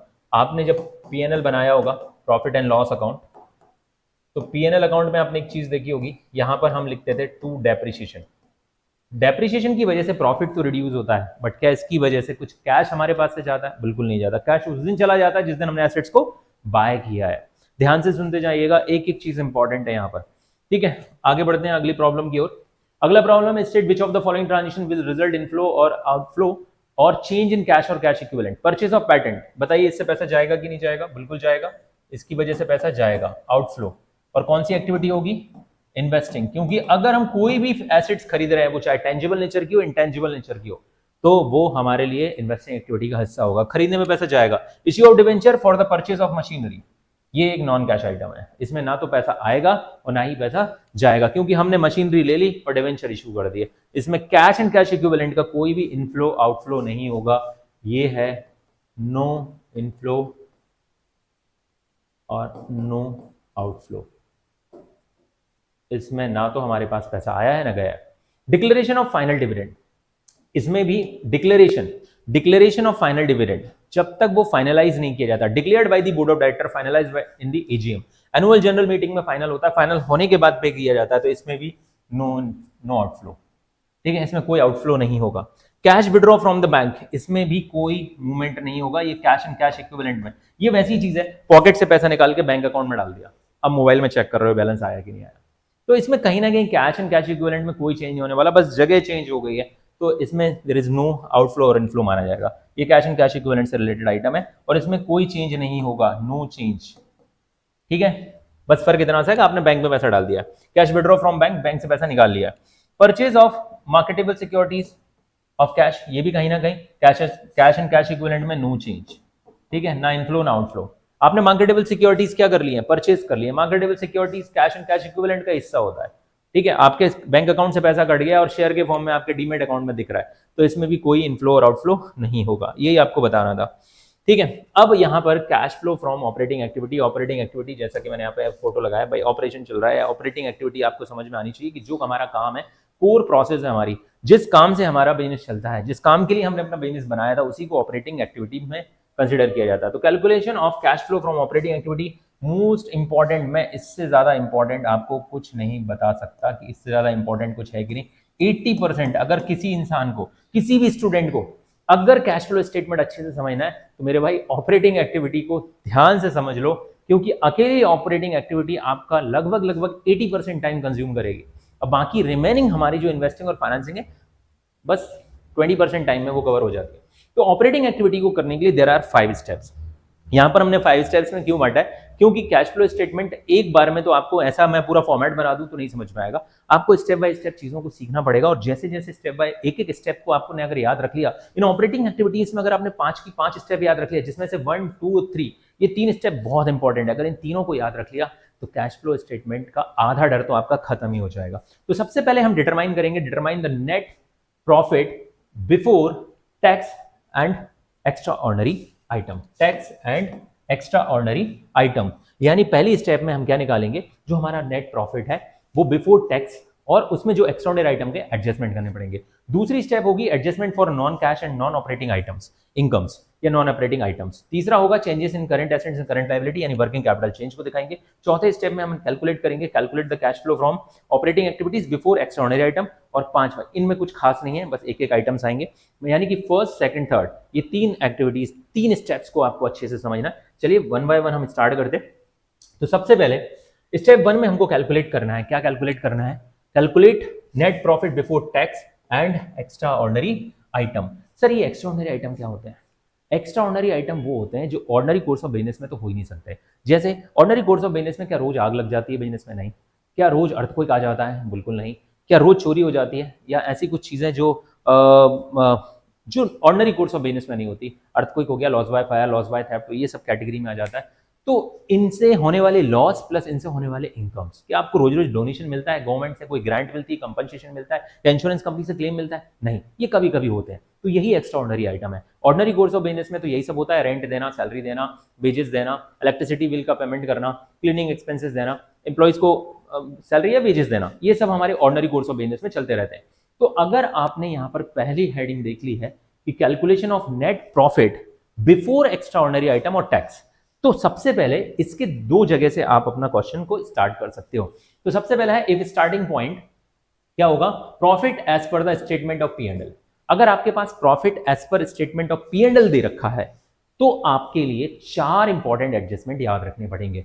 तो सबसे पहले तो हमारे पास profit after tax as per the statement of P and L, अगर 2 साल के, जैसे कि अक्सर क्वेश्चन में आपको क्या दिखेगा, आपको यहां पर प्रॉफिट का जो बैलेंस दिख रहा होगा, प्रॉफिट का बैलेंस, या फिर आपको बैलेंस शीट में सरप्लस या बैलेंस शीट में आपका रिजर्व एंड सरप्लस की कैटेगरी में अगर आपको आएंगे तो ये हम केस 2 में देखेंगे।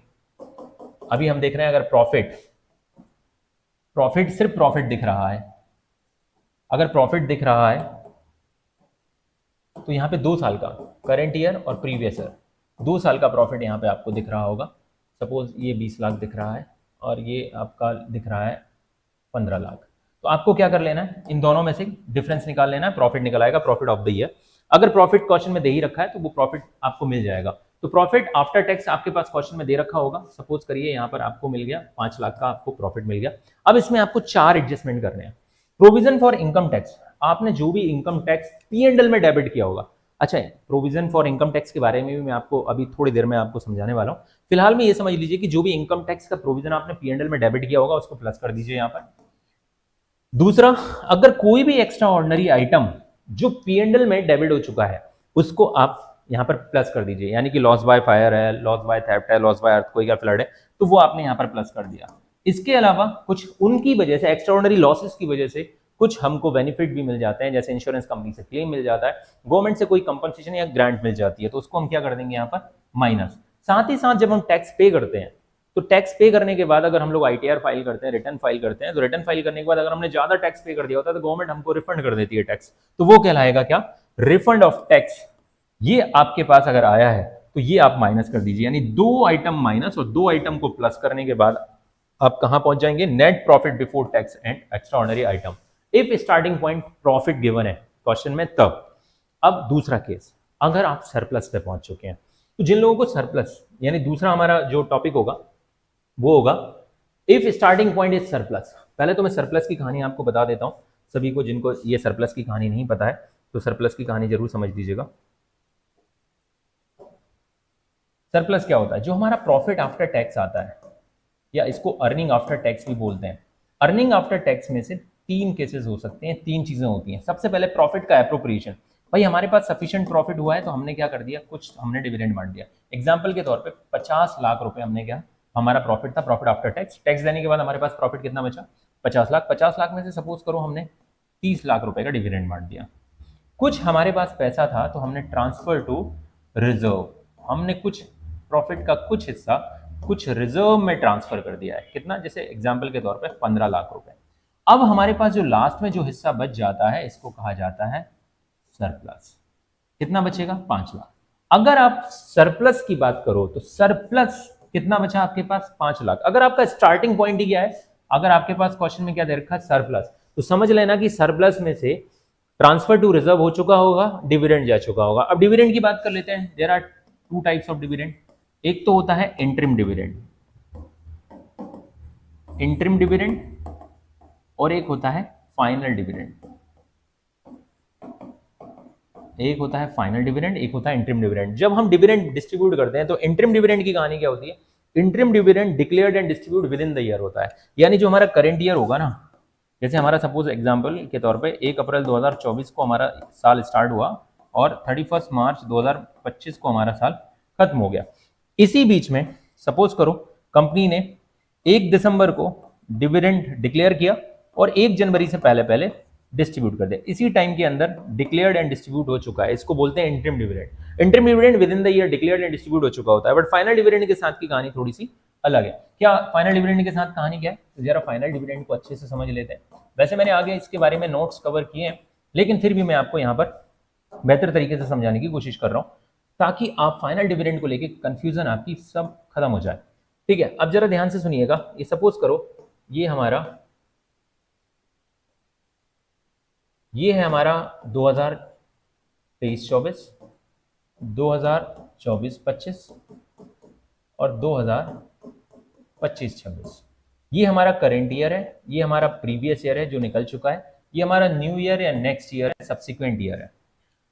फाइनल डिविडेंड के साथ कहानी क्या होती है? Final dividend declared by the board of director but finalised by the share holders. और फाइनलाइज कब होता है? शेयर होल्डर कब आते हैं? शेयर होल्डर आते हैं नॉर्मली एजीएम में, annual general meeting. Annual general meeting कब हेल्ड की जाती है? नॉर्मली 31 मार्च के बाद। और हमारा जो बुक्स ऑफ अकाउंट ऑडिट करने का जो लास्ट डेट होता है वो 30 सितंबर होता है। तो 30 सितंबर से पहले पहले यानी इन 6 महीने के बीच में एजीएम हो जाती है। हर कंपनी की एजीएम अलग अलग डेट को होती है, बट हो जाती है। यानी कि डिक्लेयर्ड बाय दी जो बोर्ड ऑफ डायरेक्टर होते हैं वो अनाउंस तो कर देते हैं, डिक्लेयर कर देते हैं कि भैया हम पर शेयर 10 रुपीज डिविडेंड डिस्ट्रीब्यूट करेंगे, बट ये फाइनल नहीं कर सकते। फाइनल तो कौन करेगा? फाइनल कहां होगा? फाइनल इन एजीएम, एनुअल जनरल मीटिंग, जो कि कब होती है? मैंने अभी आपको थोड़ी देर पहले बताया। फाइनल एजीएम जो होती है वो 31 मार्च के बाद यानी कि 1 अप्रैल से लेकर 30 सितंबर के बीच में कभी भी हो सकती है। इस एजीएम में आके in AGM by the share holder, कौन फाइनल करता है? शेयर होल्डर्स फाइनल करते हैं इसको। सर शेयर होल्डर फाइनल करते हैं, इतनी पावर रखते हैं शेयर होल्डर? हाँ भाई पावर रखते हैं, लेकिन इतनी पावर रखते हैं कि वो सिर्फ हाँ और ना बोल सकते हैं, वो बढ़वा नहीं सकते। ये नहीं बोल सकते कि 10 रुपए कम है थोड़ा 12 कर दो, नहीं, बढ़वा नहीं सकते, कम करवा सकते हैं। यानी कि सिर्फ और सिर्फ उनकी परमिशन चाहिए होती है। यानी कि क्या होता है? फॉर्मेलिटी कह सकते हैं कि बस उनसे फॉर्मेलिटी। इसीलिए जो फाइनल डिविडेंड होता है वो अब सीधी सी बात है कि जो 2023-24 का जो डिविडेंड होगा उस डिविडेंड के बारे में हमने कब डिसाइड किया होगा? यहां पर इस बीच में कहीं पर हमारी एजीएम हुई होगी 1 अप्रैल से लेके, यानी 6 महीने का टाइम मिलता है, इस बीच में हमारी एजीएम हुई होगी। तो 2024-25 में जो डिविडेंड दिया गया होगा वो कौन सा होगा? 2023-24 का।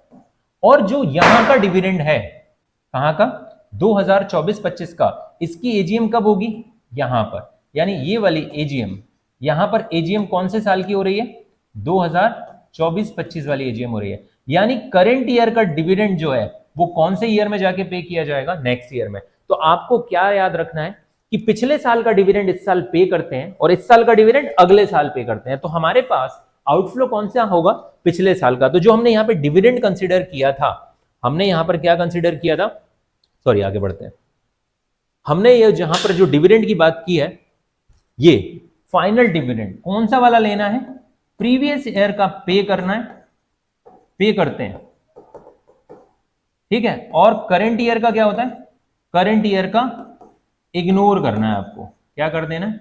इग्नोर करना है, कुछ मत करना है इसका। करंट ईयर का, क्योंकि करंट ईयर का डिविडेंड तो नेक्स्ट ईयर में जाके पे होगा। हमने इस साल जो पे किया होगा वो प्रीवियस ईयर का, यानी आपके पास 2 साल के जो डिविडेंड दिए रहेंगे, डिविडेंड आपके पास 2 साल के दिख जाएंगे, ठीक है। जैसे यहां पे डिविडेंड लिखा होगा या प्रपोज्ड डिविडेंड बोला होगा, प्रपोज्ड में जो करंट ईयर का होगा उसको इग्नोर करना, प्रीवियस ईयर वाले को हमको कंसिडर करना है, इसका कुछ नहीं करना है, ठीक है। करंट ईयर डिविडेंड का आपको कुछ नहीं करना है, प्रीवियस ईयर डिविडेंड को आपको कंसिडर करना है, ठीक है। प्रीवियस ईयर डिविडेंड को ही हम फाइनेंशियल आउटफ्लो मानेंगे। अब यहां पर आपके सामने मैंने ऑलरेडी यहां पर आपको बता दिया है कि जब आप सरप्लस पे खड़े होंगे तो आपके पास कितनी चीजें, अब अभी तक आपने कितनी चीजें प्लस की थी? 4, अब 3 चीजें और बढ़ जाएंगी। अगर स्टार्टिंग पॉइंट सरप्लस होगा तो सीधी सी बात है सरप्लस से पहले क्या आएगा? Transfer to reserve, interim dividend and final dividend, यानी 3 चीजें और इसी में ऐड कर लोगे तो बी पॉइंट से जब स्टार्ट करोगे तो आपके 7 आइटम्स का एडजस्टमेंट आपको करना पड़ेगा। देख सकते हैं सबसे पहले तो सरप्लस, सरप्लस में आप current year minus previous year करके आपका सरप्लस निकाल लोगे। इसके बाद डिविडेंड फाइनल और proposed paid during the year, और नॉर्मली ये कौन से साल से रिलेटेड होगा, प्रीवियस ईयर से रिलेटेड होगा। इंटरिम डिविडेंड दूसरे नंबर पर, पहला ये हो गया, दूसरा interim dividend, transfer to reserve, ये तीन वो आइटम है जो मैंने अभी बताया था कि प्रॉफिट आफ्टर टैक्स के बाद हम लोग जो अप्रोप्रिएशंस करते हैं प्रॉफिट का। इसके अलावा ये चार आइटम वही हैं जो हमारी ए कंडीशन में थे, स्टार्टिंग पॉइंट जब प्रॉफिट था, यानी वही प्रोविजन फॉर टैक्स, दूसरा एक्स्ट्राऑर्डिनरी आइटम जो पीएनएल में डेबिट हो चुके हैं, माइनस करेंगे रिफंड ऑफ टैक्स, और माइनस करेंगे एक्स्ट्राऑर्डिनरी इनकम्स जो पीएनएल में क्रेडिट हो चुकी हैं लास्ट ईयर। आप यहां से कैलकुलेट कर लोगे net profit before tax and extraordinary item. ये पहला स्टेप है। इसके लगभग हर बुक में स्टार्टिंग के जो 5-7 क्वेश्चन मिलेंगे वो आपको इसी से रिलेटेड मिलेंगे, यानी आपको मैक्सिमम 7 आइटम्स याद रखने हैं।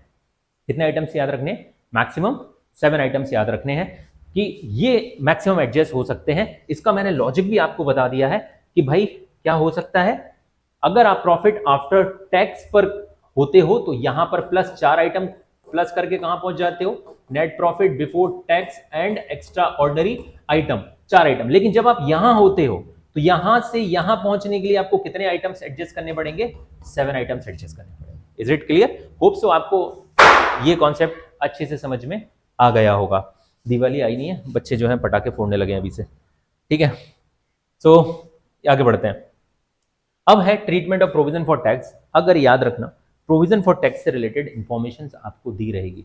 अगर क्वेश्चन में सिंपली प्रोविजन फॉर टैक्स दे रखा है, जैसे आपकी जो बैलेंस शीट होगी, बैलेंस शीट में प्रोविजन फॉर टैक्स कहाँ मिलता है? कमेंट बॉक्स में कमेंट करके बताइएगा मेरे बताने से पहले, ठीक है, देखने से पहले। अगर आपने बैलेंस शीट अच्छे से देखी होगी तो बैलेंस शीट में आपका प्रोविजन फॉर टैक्स कहाँ दिखता है? जो करेंट लाइबिलिटी होती है, जैसे हमारा सबसे पहले non current liabilities, share holder fund, non current liabilities and current liability. Current liability के अंदर आता है short term provision. Short term provision में आपके पास सपोज करिए, शॉर्ट टर्म प्रोविजन में मैं यहां पर मान के चल रहा हूं कि प्रोविजन फॉर टैक्स ही दे रखा है। प्रोविजन फॉर टैक्स कितना दे रखा है? जैसे ये करंट ईयर का है और ये प्रीवियस ईयर का है। करंट ईयर में दे रखा है 50 लाख और प्रीवियस ईयर में दे रखा है 30 लाख। अगर सिंपली आपको प्रोविजन फॉर टैक्स दे रखा होगा तो टैक्स के साथ भी वही होगा। 31 मार्च को आपने जो टैक्स पे किया होगा, पॉसिबल ही नहीं है कि उसी साल का पे किया हो। आपने जो इस साल करंट ईयर में जो आप टैक्स पे करते हो, करंट ईयर में जो टैक्स पेड होगा वो कौन से साल से रिलेटेड होगा? करंट ईयर में जो टैक्स पेड होगा वो होगा प्रीवियस ईयर वाला।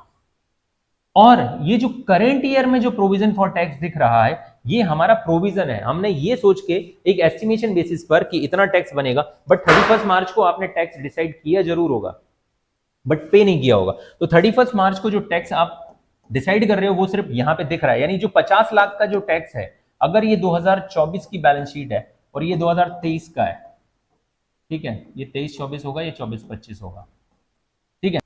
सो 24-25 में जो आप टैक्स पे कर रहे होंगे वो 23-24 वाला होगा, और 23-24 का जो टैक्स है वो अगले साल पे करेंगे। यानी कि आपने पीएनएल में कौन सा डेबिट किया होगा? ये वाला।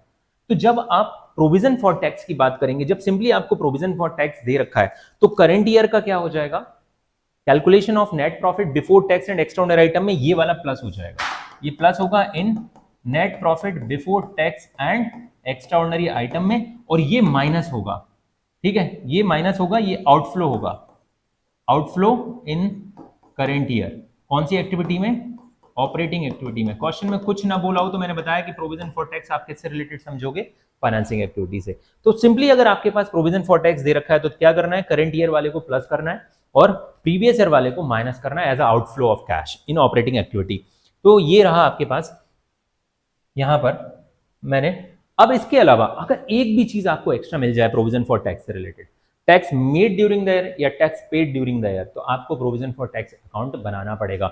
दो चीजों के साथ साथ, यानी opening provision for tax and closing provision for tax मिल जाए तो आपको प्रोविजन फॉर टैक्स अकाउंट बनाना पड़ेगा। कैसे बनाएंगे? चलिए आते हैं, देखते हैं। सबसे पहले क्योंकि हमारे पास ये प्रोविजन फॉर टैक्स का अकाउंट दे रखा है तो यहां पर आप लिखोगे by balance BD all liabilities balance are credit balance. तो यहां से शुरू होगा। सपोज करिए ये 50 लाख रुपए, ठीक है। करंट ईयर का जो भी बैलेंस होगा वो यहां पर आ जाएगा टू बैलेंस सीडी, जो करंट ईयर का प्रोविजन है। सपोज ये अपने पास 60 लाख है। इन दोनों इंफॉर्मेशन के अलावा अगर आपको एक भी इंफॉर्मेशन मिल जाती है, सपोज टैक्स पेड के बारे में इंफॉर्मेशन दे दी क्वेश्चन में कि tax paid during the year, तो टैक्स पे की एंट्री क्या होगी? Provision for tax account debit to bank. Bank में सपोज करिए आपने 70 लाख का टैक्स दिया, कितने का टैक्स पे किया? 70 लाख का। तो अब आपको ये तो पता चल गया कि टैक्स दिया कितना? 70, लेकिन पीएनएल में टैक्स कितना लिखा वो बनेगा हमारा balancing figure by statement of PNL. ये हमने पीएनएल में डेबिट किया होगा एज अ बैलेंसिंग फिगर, ये हम निकाल लेंगे, कितना हो जाएगा? 1,30,000 माइनस 50,000। तो पीएनएल में कितना लिखा हुआ गाइस? 80 लाख रुपीस हमने मेंशन किया होगा। क्लियर? यानी कि ये आपको बनाना पड़ेगा कब? जब क्वेश्चन में क्या मिल जाए, आपको इंफॉर्मेशन मिल जाए कि tax paid during the year, tax made. इसको बोलते हैं टैक्स मेड, यानी कि ये डेबिट और ये होता है टैक्स पेड। अगर आपको इन दोनों में से टैक्स मेड और टैक्स पेड में से एक भी इंफॉर्मेशन मिल जाती है, किसके साथ? ओपनिंग प्रोविजन फॉर टैक्स या क्लोजिंग प्रोविजन फॉर टैक्स के साथ, तो आपको बनाना पड़ेगा प्रोविजन फॉर टैक्स, ताकि आप ये अमाउंट फाइंड आउट कर सकें। सर हम इसको तो डायरेक्ट प्लस माइनस करके भी निकाल सकते हैं, आप निकाल सकते हो। ओपनिंग बैलेंस प्लस पेड को आप प्लस कर लेना, माइनस इसमें से, sorry closing balance plus paid को आप प्लस करके इसमें से ये माइनस करोगे तो निकल जाएगा। इन दोनों को प्लस करके आप अगर इसमें से ये माइनस करोगे तो बैंक निकल जाएगा। बट अगर आप बनाते हो तो अच्छी बात है। यहाँ पर मैंने आपको थ्योरीज मेंशन कर दी इससे रिलेटेड, आप यहाँ पे रीड कर सकते हैं। बाकी नोट्स आपको डिस्क्रिप्शन बॉक्स में लिंक मिल जाएगा ड्राइव का। चलिए आगे बढ़ते हैं।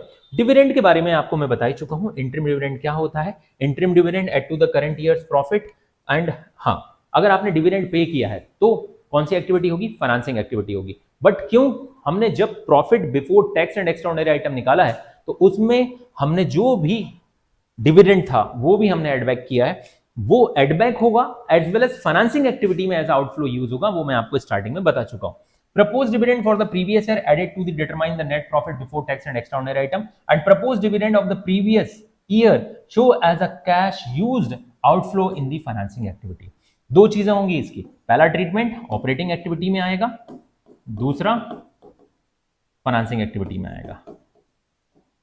फाइनेंसिंग एक्टिविटी, ठीक है। No effect is given to the proposed dividend of the current year, highlight कर लीजिए इसको, ठीक है। करंट ईयर के डिविडेंड को इग्नोर करना है। एज पर द एनसीईआरटी अगर आप कैरिकुलम भी देखोगे तो वहां पर भी आपको ये सब चीजें मेंशन की हुई मिल जाएंगी, ये मैं आपको ऑलरेडी बता चुका था। Provision for tax, treatment of provision for tax में आपको बता ही चुका हूं कि क्या होना है प्रोविजन फॉर टैक्स का। करंट ईयर का प्रोविजन प्लस करेंगे, प्रीवियस ईयर का प्रोविजन माइनस करेंगे एज आउटफ्लो। अब बात करते हैं डिटरमाइन द, ये हमारा पहला स्टेप कंप्लीट हो गया। दूसरा स्टेप पे हम आते हैं, यहां से कैश फ्लो का दूसरा स्टेप शुरू होता है। Determine the operating profit before working capital changes, बहुत ज्यादा इंपॉर्टेंट। कंफ्यूजन के लिए बच्चों को यहां से कंफ्यूजन शुरू हो जाता है, क्योंकि जैसे जैसे कैश फ्लो आगे बढ़ेगा तो कंफ्यूजन के चांसेस ज्यादा बढ़ते चले जाते हैं कंफ्यूज होने के, क्योंकि बच्चों को लगता है कि अरे बस इतना ही होगा। नहीं, अभी ये सेकंड स्टेप है। यहां पर आपको क्या बोला गया है कि अब हम प्रॉफिट कैलकुलेट करने वाले हैं। Determine the profit before working capital changes, operating profit. तो सबसे पहले आपके पास जो हमने स्टेप 1 में निकाला है उसको तो हम स्टेप 1 के profit, net profit before tax को एंड एक्स्ट्राऑर्डिनरी आइटम को यहां पर हम रखेंगे, इसमें एडजस्टमेंट करेंगे, adjustment for non cash and non operating items. Non cash and non operating item क्या होता है? अब थोड़ा सा इसको समझने के लिए आपने 11th क्लास में पीएनएल बनाया होगा, सभी ने बनाया होगा। बोलो बच्चों, बनाया था कि नहीं बनाया था? ठीक है, सभी ने बनाया होगा। मैं यहाँ पर फिर से आपको याद दिला देता हूँ वो दिन जब आप पीएनएल बनाया करते थे लास्ट ईयर, ठीक है। आपने last year profit and loss account बनाया होगा, यहाँ पे लिखा होगा ग्रॉस प्रॉफिट, लिखा होगा। अगर लिखा हो तो ना कमेंट बॉक्स में कमेंट कर देना लिखा ही होगा, डेफिनेटली लिखा होगा। सर कैसी बात कर रहे हो, हम पढ़कर आए। बहुत सारे बच्चे पढ़कर आए, बहुत सारे बच्चों ने छोड़ दिया होगा, चलो छोड़ो, फाइनल अकाउंट तक पहुंचते पहुंचते दम निकल जाती है बहुत सारे बच्चों की, ठीक है। आपने जीपी यहाँ पे लिखा होगा, इसके बाद आपने देखा होगा यहाँ पर लिखा होगा gain on sale of fixed assets. Sir हमने नहीं लिखा, कोई बात नहीं, आपने लिखा होगा यहाँ पर इंटरेस्ट रिसीव्ड लिखा था। हाँ सर ये तो लिखा था, याद आ रहा है, इंटरेस्ट रिसीव लिखा होगा, प्लस आपने यहाँ पे लिखा होगा डिविडेंड रिसीव, अगर आपने कोई इन्वेस्टमेंट कर रखा है तो, ठीक है। अगर आपने कोई एसेट्स खरीद रखी है तो आपने लिखा होगा रेंट रिसीव, लिखा होगा कि नहीं लिखा होगा? बिल्कुल लिखा होगा। इसके अलावा आपने इस साइड लिखा होगा डेप्रिसिएशन ऑन फिक्स्ड एसेट्स, लिखा था, बिल्कुल लिखा था। इसके अलावा आपने लिखा होगा loss on sale of fixed assets, हाँ सर ये भी लिखा था। इसके अलावा आपने और भी चीजें लिखी होगी, जैसे इंटरेस्ट ऑन लोन लिखा होगा। इसके अलावा आपने क्या लिखा होगा, आपने इसके अलावा यहां पर लिखा होगा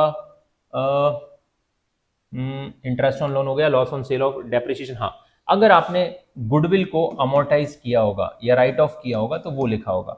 यानी ये सारी चीजें लिखी होंगी, तब आप कहां पहुंचे होंगे, नेट प्रॉफिट पे पहुंचे होंगे। इसके अलावा कुछ एक्स्ट्राऑर्डिनरी आइटम भी लिखे होंगे, extraordinary item loss by fire, loss by thought. इसके अलावा कुछ एक्स्ट्राऑर्डिनरी इनकम भी लिखी होंगी, ठीक है, एक्स्ट्राऑर्डिनरी इनकम्स,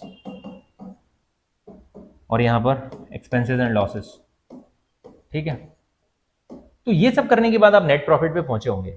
बट आप अगर ध्यान से देखो तो हम यहां पर जो एडजस्टमेंट करने वाले हैं वो क्या एडजस्टमेंट करने वाले, adjustment for non cash and non operating item. हमारा प्रॉफिट कम तो हो गया था कुछ आइटम की वजह से, जैसे डेप्रिसिएशन की वजह से, क्या इसकी वजह से प्रॉफिट तो कम हुआ, बट क्या कैश गया, नहीं गया। एक चीज याद रखना, cash flow statement balance sheet और पीएनएल का कोई सब्स्टिट्यूट नहीं है, ये अलग से बनाया जा रहा है। तो इसका ये मत सोचना कि हम ये क्या कर रहे हैं, हम यहां पर क्यों प्लस कर रहे हैं, क्योंकि नॉन कैश आइटम की वजह से हम यहां पर कैश डिटरमाइन करने वाले हैं और ये प्रॉफिट डिटरमाइन करके देता था पीएनएल।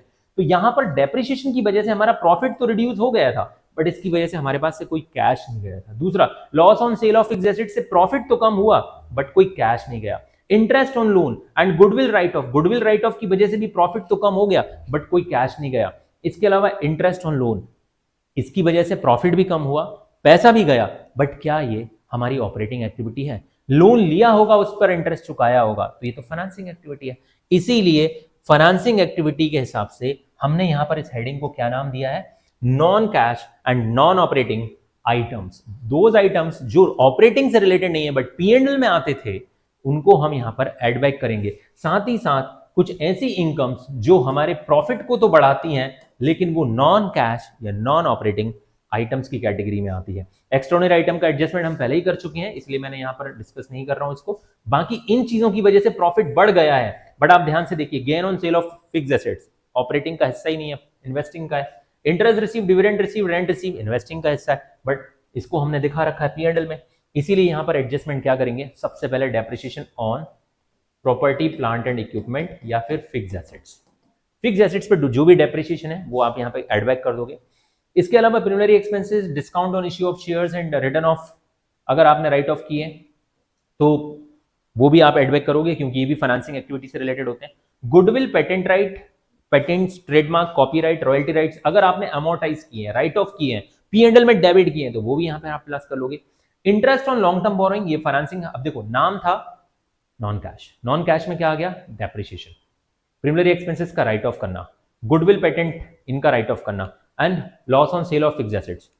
कभी लॉस कैश में होता है क्या, भाई मैं ये चीज घाटे में बेच रहा हूं यार, मुझे बहुत मेरी जेब से कैश जा रहा है, अरे पागल है क्या, लॉस में बेच रहा है, आएगा तो कैश ही, लेकिन लॉस क्या हो गया, अगर इसको सपोज करो आपने 5,000 का खरीदा है और 5,000 का खरीद के आप इसे 4,000 में बेच रहे हो, तो आ तो 4,000 रहा है बट 1,000 रुपए जो नहीं आ पा रहा है वो है लॉस, तो वो नहीं आना क्या है, नॉन कैश, तो नॉन कैश आइटम। दूसरा, interest on long term borrowing, ये नॉन ऑपरेटिंग आइटम है, ये क्या है, नॉन ऑपरेटिंग आइटम है। अब कुछ चीजें जो नॉन कैश और नॉन ऑपरेटिंग आइटम जो पीएनएल में क्रेडिट हो जाती हैं, जिनकी वजह से प्रॉफिट बढ़ जाता है, लेकिन या तो वो नॉन कैश है या फिर वो नॉन ऑपरेटिंग है। पहली चीज interest income, dividend income, rental income, ये तीनों चीजें अगर आपको रिसीव हुई हैं, मैं ऐसा शॉर्ट में बोल सकता हूं, interest, dividend and rent receive हुआ है तो क्रेडिट इन पीएनएल, बट ये ऑपरेटिंग नहीं है। दूसरा, profit on sale of fixed assets, ये इन्वेस्टिंग है। दूसरा, एक्सेस प्रोविजन रिटर्न बैक, ये वाला केस आपके लिए थोड़ा सा सुना हुआ भी लग सकता है और हो सकता है आपने ना सुना हो। अगर आपने प्रोविजन ज्यादा बना लिया था, like provision for bad debts या डाउटफुल डेट्स, तो जो एक्सेस प्रोविजन होता है वो पीएनएल अकाउंट में क्रेडिट हो जाता है, तो इसकी वजह से हमारा प्रॉफिट तो बढ़ जाता है लेकिन इसकी वजह से कोई कैश हमारे पास आता नहीं है, इसलिए इसको क्या कर देंगे, हम माइनस कर देंगे। इतना अगर आपने कर लिया तो आप पहुंच जाओगे operating profit before working capital changes तक। यानी इनडायरेक्ट मेथड में जो सेकंड स्टेप है वो बहुत बहुत इंपॉर्टेंट है। आपको डेप्रिसिएशन कहां से मिलेगा, डेप्रिसिएशन के लिए आपको मे बी मशीनरी अकाउंट बनाना पड़ सकता है, आगे हम बात करेंगे, क्वेश्चन में गिवन रहेगा, नहीं रहेगा तो हम कैसे निकालेंगे, इनमें से मैक्सिमम चीजें वर्किंग नोट से निकाली जा सकती हैं। वर्किंग नोट इसके लिए रख सकता है, ये इसके लिए एक छोटा सा वर्किंग नोट लग सकता है, ठीक है, क्वेश्चन में अगर ना गिवन हो तो इसके लिए वर्किंग नोट लग सकता है, ये सब हमारे वर्किंग नोट से चीजें निकल आएंगी। इसके अलावा इंटरेस्ट डिविडेंड रिसीव के लिए भी वर्किंग नोट, सिंपल से वर्किंग नोट बनाने पड़ सकते हैं। आगे बढ़ते हैं। अब reason for addition and deduction of items मैंने यहां पर बताया, इन चीजों को हमने एड बैक किया, इनको क्या किया हमने, प्लस किया, और इन चीजों को हमने माइनस किया। क्यों माइनस किया, इनको प्लस क्यों किया? Non cash item does not reduce the cash of the current year. ये सारे आइटम नॉन कैश आइटम है जिनकी वजह से प्रॉफिट क्या हो जाता है, कम हो जाता है, बट कैश हमारे पास से नहीं जाता है। दूसरी चीज, इनकी वजह से हमारे पास कैश बढ़ता है, पॉजिटिव कैश इंक्रीज होता है, लेकिन इनकी वजह से ये कैश तो बढ़ रहा है लेकिन ये क्या नहीं है, इन्वेस्टिंग एक्टिविटी से रिलेटेड आइटम है, यानी कि आइटम हमारे कहीं ना कहीं ऑपरेटिंग एक्टिविटी से रिलेटेड नहीं है। दैट्स वाई हम इनको क्या करते हैं, inflow of cash but related to the investing activity, that's why हम इनको क्या कर रहे होते हैं, माइनस कर रहे होते हैं। थोड़ी देर पहले मैंने आपको यही तो बताया, इनकी वजह से कैश तो बढ़ रहा होता है बट ये हमारे ऑपरेटिंग आइटम नहीं थे, ये सब हमारे इन्वेस्टिंग आइटम थे। Treatment of goodwill, treatment of goodwill के लिए मैं आपको सेपरेट एक नोट बना देता हूं। अगर आपके पास बैलेंस शीट में गुडविल दिख जाती है, गुडविल कहां दिखेगी बैलेंस शीट में, साथ ही साथ में मुझे ये भी बताते चलो गुडविल कहां दिखेगी। गुडविल हमारी नॉन करंट एसेट्स के अंदर, जो हमारी property plant equipment and intangible assets होता है, इसके अंदर ए होता है टेंजिबल और बी होता है इंटेंजिबल, इसमें दिखेगी आपको। अगर आपके पास इंटेंजिबल एसेट्स के हेड में, और इसके भी वर्किंग नोट में मिल जाए, मे बी आपका नीचे नोट्स टू अकाउंट दिया रहेगा, उस नोट्स टू अकाउंट में दिया रहेगा कि भैया इंटेंजिबल एसेट्स में क्या क्या है, इंटेंजिबल एसेट्स में क्या क्या है, इंटेंजिबल एसेट्स की कैटेगरी में गुडविल दी रहेगी। ठीक है, इस तरीके से नोट्स टू अकाउंट मिल जाएगा आपको, और उसमें ये करंट ईयर, ये प्रीवियस है। क्या करना है जरा ध्यान से सुनना, गुडविल के लिए क्या करना है। अगर आपका गुडविल सपोज करो करंट ईयर में 50 लाख है और प्रीवियस ईयर में 55 लाख रुपए था, आप ये गुडविल का कम होना मतलब राइट ऑफ। गुडविल अगर कम हो रही है, ठीक है, गुडविल अगर रिड्यूस हो रही है मतलब राइट ऑफ की गई है। इसका मतलब क्या करेंगे हमको, इसको प्लस इन नॉन कैश आइटम में इसको ऐड कर देंगे इन ऑपरेटिंग एक्टिविटी, इन ऑपरेटिंग एक्टिविटी। क्लियर, इसको हम क्या कर देंगे, ऑपरेटिंग एक्टिविटी में इसको हम प्लस कर देंगे। लेकिन इसका अपोजिट, अगर दूसरा केस मैं यहां पे डिस्कस करूं कि ये तो एक केस हो गया, सपोज करो यहां पर मैं दूसरी एसेट्स ले लेता हूं, जैसे मैं पेटेंट्स ले लेता हूं, गुडविल या पेटेंट्स। अब पेटेंट्स यहां पर हमारे पास पिछले साल 15 लाख के थे, इस साल 25 लाख के हो गए। अगर हमने देखा कि कोई भी इंटेंजिबल एसेट्स बढ़ रही है तो ये समझ लेना इसे खरीदा गया है। तो यहां पर जो पेटेंट्स हैं, पेटेंट्स यहाँ पे गुडविल भी हो सकती थी, यहाँ पे जो हमारे पेटेंट्स बढ़ रहे हैं, मान लेना कि इनको बाय किया गया है, और ये कौन सी एक्टिविटी में आएंगे, इन्वेस्टिंग एक्टिविटी में आएंगे एज आउटफ्लो, एज आउटफ्लो। ठीक है, अगर आपका इंटेंजिबल एसेट्स बढ़ रहा है तो समझ लेना कि आपका एसेट खरीदा गया है। ऐसे गुडविल भी हो सकती थी इसकी जगह पे, अगर गुडविल 50 लाख से 60 लाख हो जा रही है तो 10 लाख की गुडविल, यानी इंटेंजिबल एसेट्स का बढ़ना क्या माना जाएगा, बढ़ना माना जाएगा खरीदा गया है, और कम होना माना जाएगा राइट ऑफ किया गया है। कई बार आपको पेटेंट्स के लिए आपको सेपरेट अकाउंट भी बनाना पड़ सकता है, क्योंकि बहुत सारी इंफॉर्मेशन दे देंगे क्वेश्चन में, तो आपको ज्यादा जरूरी होगा कि आप अकाउंट बना लें। तीसरा स्टेप है calculation of cash generated from operation या ऑपरेटिंग एक्टिविटी। भाई अब आप दूसरी एक्टिविटी को आप दूसरे स्टेप में आप देख चुके हो कि कहां तक हम पहुंच चुके हैं, cash generated from operation, working capital changes में हमने अब sorry calculation of cash generated from operation, यानी कि अभी तक हमने कहां तक एडजस्टमेंट कर लिए, जो हमारा net profit before tax and extraordinary item था उसमें हमने नॉन कैश और नॉन ऑपरेटिंग आइटम को ऐड कर लिया। तो अब हम पहुंच जाएंगे, कहां तक पहुंच चुके थे हम यहां पर आ गए हैं operating profit before working capital changes. अब वर्किंग कैपिटल चेंजेस को हम स्टेप 3 में हम क्या करेंगे, स्टेप 3 में operating profit before working capital change में वर्किंग कैपिटल चेंज को दिखाएंगे।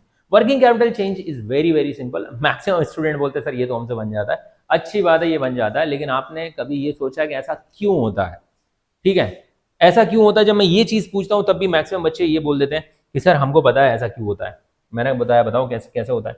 सर पिछले साल डेटर 2023-24 में 50 लाख थे और 2024-25 में अगर 40 लाख हो गए, इसका मतलब क्या है, बोले सर कम हो रहे हैं 10 लाख, इसका मतलब है कि हमने इनसे क्या कर ली, रिकवरी कर ली, हमने इनसे क्या कर ली, रिकवरी कर ली, पैसा हमको इनसे रिकवर हो गया, 10 लाख रुपए क्या हो गया, इनसे रिकवर हो गया। मैंने कहा ठीक है, लेकिन बेटा अगर यही डेटर 50 लाख से 60 लाख हो गए तो सर हमने उनको 10 लाख रुपए दे दिया, ठीक है, हमने उनको क्या दे दिया, 10 लाख रुपए दे दिया, यानी 10 लाख रुपए आपने उनको क्रेडिट सेल कर दी, क्रेडिट सेल कर दी। लेकिन क्रेडिट सेल करना ही सही रीजन नहीं है, क्रेडिट सेल तो की ही होगी। इसका दूसरा रीजन ये है कि जब आप ट्रेडिंग अकाउंट बनाते थे, जब आप क्या बनाते थे, ट्रेडिंग अकाउंट बनाते थे, तो ट्रेडिंग अकाउंट में आप यहां पर लिखते थे बाय सेल्स, और सेल्स में कैश प्लस क्रेडिट दोनों लिखते थे। हाँ बोलो, लिखते थे। सपोज हमने यहां पर 80 लाख की कैश सेल की और क्रेडिट सेल की 60 लाख की। इसकी वजह से हमारा कहीं ना कहीं प्रॉफिट तो बढ़ जाएगा, लेकिन क्रेडिट सेल की वजह से कोई कैश इनफ्लो नहीं होता है, ठीक है। तो जो वर्किंग कैपिटल चेंजेस में आपको सिखाया जाता है कि भैया हमने जो उधार बांट दिया होगा, उधार का मतलब नहीं है कहीं ना कहीं ट्रेडिंग अकाउंट में प्रॉफिट, क्योंकि यहां पर हम इनडायरेक्ट मेथड यूज कर रहे हैं। इनडायरेक्ट मेथड में इंक्रीज इन करंट एसेट्स को क्यों माइनस किया जाता है, क्योंकि उसकी वजह से प्रॉफिट बढ़ चुका होता है। प्रॉफिट का बढ़ जाना लेकिन कैश का बढ़ना पॉसिबल नहीं हो पा रहा है, दैट्स वाई हम उसको माइनस और प्लस कर रहे होते हैं। यानी डेटर का कम होना तो साफ शो कर रहा है कि रिकवरी हुई, बट डेटर का बढ़ना क्रेडिट सेल के साथ साथ आपके प्रॉफिट को बढ़ाता है। प्रॉफिट के और हम यहां पर हमारा बेस ही क्या है, प्रॉफिट है। आप देख रहे हो ना हर जगह, क्या देख रहे हो, यहां पे देखो क्या चल रहा है, operating profit before working capital changes. इसीलिए यहां पर कहा जाता है कि भैया जो भी आपका करंट एसेट्स का कम होना और करंट लायबिलिटी का बढ़ना, अब साथ में करंट लायबिलिटी के साथ भी देख लेते हैं, करंट लायबिलिटी के साथ क्या कनेक्शन है। करंट लायबिलिटी, अगर आप यहां पे परचेज करते हो तो परचेज भी दोनों तरीके से आता है, कैश भी आता है और साथ साथ में क्रेडिट भी आता है। तो क्रेडिट परचेज करने से क्या जनरेट होते हैं, मैंने अकाउंटिंग रेशियोज में बताया, क्रेडिटर जनरेट होते हैं। तो क्रेडिट परचेज करने से क्रेडिटर बढ़ेंगे, लेकिन इसकी वजह से क्या होगा, क्रेडिटर बढ़े बट प्रॉफिट क्या हो गया, कम। जबकि उधार खरीदा है, कैश तो गया ही नहीं, उधार खरीदा है तो कैश तो गया ही नहीं। तो यानी क्रेडिटर के साथ क्या प्रॉब्लम थी, क्रेडिटर के साथ हम उल्टा देखते थे। अगर हमारे क्रेडिटर बढ़ रहे हैं, अगर हमारे पास क्रेडिटर्स बढ़ रहे हैं, इसका मतलब क्या है, हमारे पास से कैश नहीं गया लेकिन हमारे पास स्टॉक आ गया, यानी कि कहीं ना कहीं हमारा प्रॉफिट कम हो गया। इसकी वजह से कैश तो गया ही नहीं, क्रेडिटर के बढ़ने की वजह से, क्रेडिट परचेज करने की वजह से हमारा प्रॉफिट क्या होगा, एडवर्सली इफेक्ट होगा ना, प्रॉफिट कम हो गया, क्योंकि हमारा पीएनएल चलता है एक्रूअल कॉन्सेप्ट पे। तो एक्रूअल कॉन्सेप्ट की वजह से प्रॉफिट तो कम हो गया बट कैश तो गया ही नहीं। इसलिए increase in creditor, increase in current liability क्या होती है, वर्किंग कैपिटल चेंजेस में पॉजिटिव इफेक्ट दिखाती है। हम इसीलिए इसको यहां पर इस तरीके से लेने वाले हैं कि करंट एसेट्स का बढ़ना और करंट लायबिलिटी का बढ़ना और करंट एसेट्स का घटना, इसकी वजह से हमारे पास इनफ्लो नहीं होता है, लेकिन ये कहीं ना कहीं हमारे प्रॉफिट को एडवर्सली इफेक्ट करता है। तो उसका करेक्ट इफेक्ट हम यहां पे दिखाने वाले हैं। तो decrease in current assets and increase in current liability, दोनों की वजह से क्या होगा, हमारा प्रॉफिट को हमको बढ़ा देना है। यहां पर ये ब्रैकेट लगा दिया है, इस ब्रैकेट को आप डिलीट कर दीजिएगा। दूसरा, इंक्रीज इन करंट एसेट्स, अगर हमारे करंट एसेट्स बढ़ते हैं और करंट लायबिलिटी घटती है, तो करंट लायबिलिटी घटना तो साफ समझ में आता है कि करंट लायबिलिटी कम कब हुई होगी, जब हमने रीपे की होगी। बट करंट लायबिलिटी की बढ़ने की वजह से कैश क्यों आता है, उसका रीजन मैंने आपको यहां बता दिया। करंट लायबिलिटी जब बढ़ती है तो क्रेडिटर जब बढ़ते हैं तो प्रॉफिट घट जाता है, जबकि कैश हमारे पास से नहीं गया होता है। इसीलिए क्रेडिटर का बढ़ना यहां पर वर्किंग कैपिटल चेंजेस में क्या हो रहा है, प्लस हो रहा है। क्यों हो रहा है, क्योंकि इसकी वजह से प्रॉफिट घट गया था लेकिन कैश हमारे पास से नहीं गया था। और जब करंट लायबिलिटी घटती है तो साफ समझ में आता है कि हमारे पास से कैश गया होगा। जब करंट एसेट्स बढ़ती है तो साफ समझ में आता है कि कैश हमारे पास आया होगा, रिकवरी की होगी। इतना करने के बाद आप पहुंच जाते हो, यानी ये छोटा सा फॉर्मूला अगर आपने याद रख लिया तो आपका वर्किंग कैपिटल चेंजेस बहुत हद तक आपके लिए बहुत आसान हो जाएगा। इतना करने के बाद आप पहुंच जाते हो कैश जनरेटेड फ्रॉम ऑपरेशन। भैया इतना कैश जनरेट किया हमने ऑपरेशन से, सर वो प्रॉफिट और इसमें क्या फर्क है, प्रॉफिट एक्रूअल कॉन्सेप्ट पे निकाला जा रहा है, cash generated from operation cash concept पे निकाला जा रहा है। हमने इस साल बिजनेस की जो कोर एक्टिविटी है उससे इतना कैश हमने जनरेट किया है। अब यहां से हमारा चौथा step, calculation of cash flow from operating activity before extraordinary item. अब आपने जो कैश जनरेट किया है ऑपरेशन से, उसमें से इनकम टैक्स पेड अगर आपने नेट ऑफ रिफंड करने के बाद, यानी सपोज करो 50 लाख का टैक्स पे किया था, 10 लाख का रिफंड आ गया, तो आप यहां पे कितना मेंशन कर दोगे, 40 लाख मेंशन कर दोगे। तो कैश जनरेटेड फ्रॉम ऑपरेशन में से आप टैक्स माइनस कर दो तो क्या आ जाएगा, cash flow from operating activity before extraordinary item. अब वो जो एक्स्ट्राऑर्डिनरी आइटम आपने जो पहले प्लस किए थे, और यहाँ पे प्रोविजन फॉर टैक्स मैंने आपको बता ही दिया है कि टैक्स पेड यहाँ पे माइनस होगा। सिंपली अगर प्रोविजन फॉर टैक्स दे रखा है, सिंपली अगर प्रोविजन फॉर टैक्स दे रखा है ओपनिंग और क्लोजिंग, तो जो ओपनिंग दे रखा था वो यहां से माइनस होगा बाय डिफॉल्ट। कौन सा? Opening. Opening provision for tax minus होगा। लेकिन अगर आपने प्रोविजन फॉर टैक्स अकाउंट बनाया है तो जो tax paid during the year है वो यहां से माइनस करोगे, और इसके लिए आप प्रोविजन फॉर टैक्स अकाउंट मैंने पहले बता दिया, उसको आप देख सकते हैं। और यहां पर भी मैंने आई थिंक मेंशन किया है कि नहीं, यहां पे मैंने मेंशन नहीं किया, मैं ऑलरेडी पहले पढ़ा चुका हूं। ठीक है, इतना करने के बाद आप कहां पे आ जाते हो, cash flow from operating activity before extraordinary item. Extraordinary item जो पहले आपने प्लस किए थे, अब उनका जस्ट अपोजिट कर दो, जो प्लस किया उसे माइनस, यानी जो पीएनएल में डेबिट हुआ था वो पहले प्लस कर दिया था, अब यहां माइनस कर दो। यानी जहां पर आपने net profit before tax and extraordinary item calculate किया था उसका जस्ट अपोजिट, वहां जो प्लस किया था उसे माइनस, जो माइनस किया था उसे प्लस। यानी जो पीएनएल में क्रेडिट होना चाहिए था उसे क्रेडिट यानी कि प्लस कर दो, और जो डेबिट हुआ था उसे माइनस कर दो एक्स्ट्राऑर्डिनरी आइटम को। तो ये आपकी पांचवी स्टेप में ये वाला काम हो जाएगा, calculation of cash flow from operating activity. जो आपका स्टेप, ये कौन से स्टेप से आंसर आया आपका, स्टेप नंबर 4 से जो वैल्यू आई है उसमें आप ऐड करो एक्स्ट्राऑर्डिनरी आइटम जो कौन से होने चाहिए थे, क्रेडिट इन पीएनएल है, और डिडक्ट क्या कर दो, जो डेबिट इन पीएनएल। बस सिंपल है, आप पहुंच जाओगे cash flow from.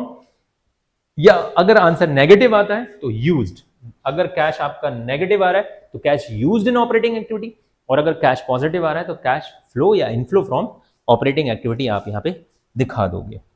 Net increase in working capital that is current assets, ये मैं आपको समझा चुका हूं, आपके ये पीडीएफ में आपको मिल जाएगा। ये रहा आपका कंप्लीट ऑपरेटिंग एक्टिविटी का फॉर्मेट। ये कंप्लीट ऑपरेटिंग एक्टिविटी का फॉर्मेट है। फिर हम एक बार फटाक से रिव्यू कर लेते हैं। अगर आपको यहाँ तक वीडियो अच्छा लगा हो, हेल्पफुल रहा हो, तो कमेंट बॉक्स में कमेंट करिएगा। अगर आपको समझ में नहीं आया तो भी आप कमेंट बॉक्स में कमेंट कर सकते हैं, ताकि मैं अगली बार से उन चीज़ों का ध्यान रखूं, या आपको क्या समझ में नहीं आया वो जरूर आप मेंशन करिएगा। तो सबसे पहले हमने यहाँ से देखा net profit before tax and extraordinary item, ये आपको वर्किंग नोट में निकाल लेना है। ठीक है, वो 7 आइटम्स का एडजस्टमेंट करके, 7 आइटम्स कौन कौन से थे, जो भी प्रॉफिट एज पर पीएनएल दे रखा है या profit as per surplus as per balance sheet दे रखा है, तो सरप्लस में 7 आइटम्स का एडजस्टमेंट करना है, प्रॉफिट में 4 आइटम का एडजस्टमेंट करना है। वो करने के बाद आपने ये निकाल लिया, इसमें एडजस्टमेंट करना है non cash and non operating item का। Non cash and non operating item कौन से होते हैं, जो डेबिट इन पीएनएल है बट जिनकी वजह से प्रॉफिट बढ़ गया है लेकिन वो ऑपरेटिंग नहीं थे, जिनकी वजह से प्रॉफिट कम हो गया है बट वो उनकी वजह से कैश आउटफ्लो नहीं हुआ था, तो उन चीजों को non cash and non operating item का, जिसमें हमने depreciation on property plant equipment देखा, primary expenses, goodwill write off हुई है, interest on long term borrowing देखा, loss on sale of fixed assets है। इसके अलावा आपने लेस किया इंटरेस्ट, डिविडेंड, पेटेंट या रेंटल इनकम कुछ भी आपकी, ये अगर आपने माइनस किया, माइनस करना है आपको। Profit on sale of fixed assets minus करना है, excess of provision return back, ये आपको माइनस कर देना है। इतना करने के बाद आप कहां पहुंचे थे, operating profit before working capital changes. Working capital changes का बहुत ही आसान फॉर्मूला मैंने आपको बता दिया है कि भैया decrease in current assets and increase in current liability, आपको प्लस कर लेना है। इनकी वजह से आपका प्रॉफिट एडवर्सली इफेक्ट होता है, मतलब इसकी वजह से profit, decrease in current assets की वजह से प्रॉफिट कम होता है लेकिन कैश आया होता है, और इंक्रीज इन करंट लायबिलिटी की वजह से प्रॉफिट कम होता है लेकिन कैश आया होता है। और इसका अपोजिट माइनस कर लेंगे आप, करंट एसेट्स का बढ़ना और करंट लायबिलिटी का घटना, आपको माइनस कर देना। Working operating profit before working capital change. Sir ये करंट एसेट्स करंट लायबिलिटी कहां पे दी रहेगी, भाई इनडायरेक्ट मेथड पढ़ रहे हैं, बैलेंस शीट एंड पी&एल का इंफॉर्मेशन आपको दिया रहेगा। करंट एसेट्स कहां पर आती हैं, मैं आपको ऑलरेडी बता चुका हूं, बैलेंस शीट के करंट एसेट्स साइड में दिखेंगी, करंट लायबिलिटी भी वहीं पे दिखेंगी। ठीक है सर, कौन कौन सी चीजों को कंसीडर करना है, जैसे प्रोविजन फॉर टैक्स दे रखा है तो फिर उसको कंसीडर मत करना। एक चीज be careful, provision for tax, अगर आपने प्रोविजन फॉर टैक्स अगर आपने कहां पर कंसीडर कर लिया है, अगर आपने यहां पर कंसीडर कर लिया है, यानी कि at the time of calculation of net profit before tax and extraordinary item, तो गलती से भी यहां पे कंसीडर मत कर लेना, क्योंकि वो करंट लायबिलिटी में दिया रहता है। भाई दो जगह करोगे, ऊपर भी और नीचे भी, तो डेफिनेटली कुछ गड़बड़ हो जाएगा। ठीक है, तो यहां पर करंट लायबिलिटी में प्रोविजन फॉर टैक्स को इग्नोर कर देना। इसके बाद आप कहां पहुंच जाओगे, cash generated from operation, income tax paid, जो भी नेट ऑफ रिफंड होगा उसको यहाँ माइनस कर दोगे, तो आप पहुंच जाओगे cash flow from operating activity before extraordinary item, उसमें से एक्स्ट्राऑर्डिनरी आइटम को एडलेस कर लोगे तो आप पहुंच जाओगे कैश फ्लो फ्रॉम या यूज्ड इन ऑपरेटिंग एक्टिविटी। यहाँ पर आपकी ऑपरेटिंग एक्टिविटीज लगभग कंप्लीट होती है। अब बात करते हैं, आगे बढ़ते हैं। ठीक है। Cash flow from investing activity बहुत ही आसान है, मैं फिर भी आपको दोबारा से यहाँ पर रिवाइज करा देता हूँ। कैश आउटफ्लो, पहले आउटफ्लो होता है इन्वेस्टिंग एक्टिविटी में। आउटफ्लो खरीदने से पहला, खरीदने से कौन सी चीजें, fix assets plus non current investment, खरीदने से पैसा आउट होता है, आउटफ्लो। ठीक है। सेल करने से, सेल करने से इनफ्लो। ठीक है। और होल्ड करने से, होल्ड करने से क्या होगा, होल्ड करने का मतलब कोई भी फिक्स एसेट्स खरीद के रख ली, नॉन करेंट इन्वेस्टमेंट, पैसा आएगा, ये 3 इनकम। इंटरेस्ट, अगर आपने डिवेंचर खरीद के रखे हैं या किसी को लोन दे के रखा है, वहां से इंटरेस्ट रिसीव होगा। अगर आपने शेयर खरीद के रखे हैं, डिविडेंड रिसीव होगा। अगर आपके पास कोई इमूवेबल प्रॉपर्टी है जो आपने खरीदी है और उसको लेट आउट कर दिया है, तो आपको वहां से रेंट रिसीव होगा। तो dividend receive, rent receive, interest receive, बहुत ही सिंपल एक्टिविटी है। इसका फॉर्मेट भी हम यहाँ पे डिस्कस करेंगे। Calculation of cash flow from the investing activity, आपको क्या करना है, proceed from sale of tangible और इनटेंजिबल एसेट्स। देखो पहले इनफ्लोज के बारे में बात की गई है, यहाँ पर cash flow from financing activity.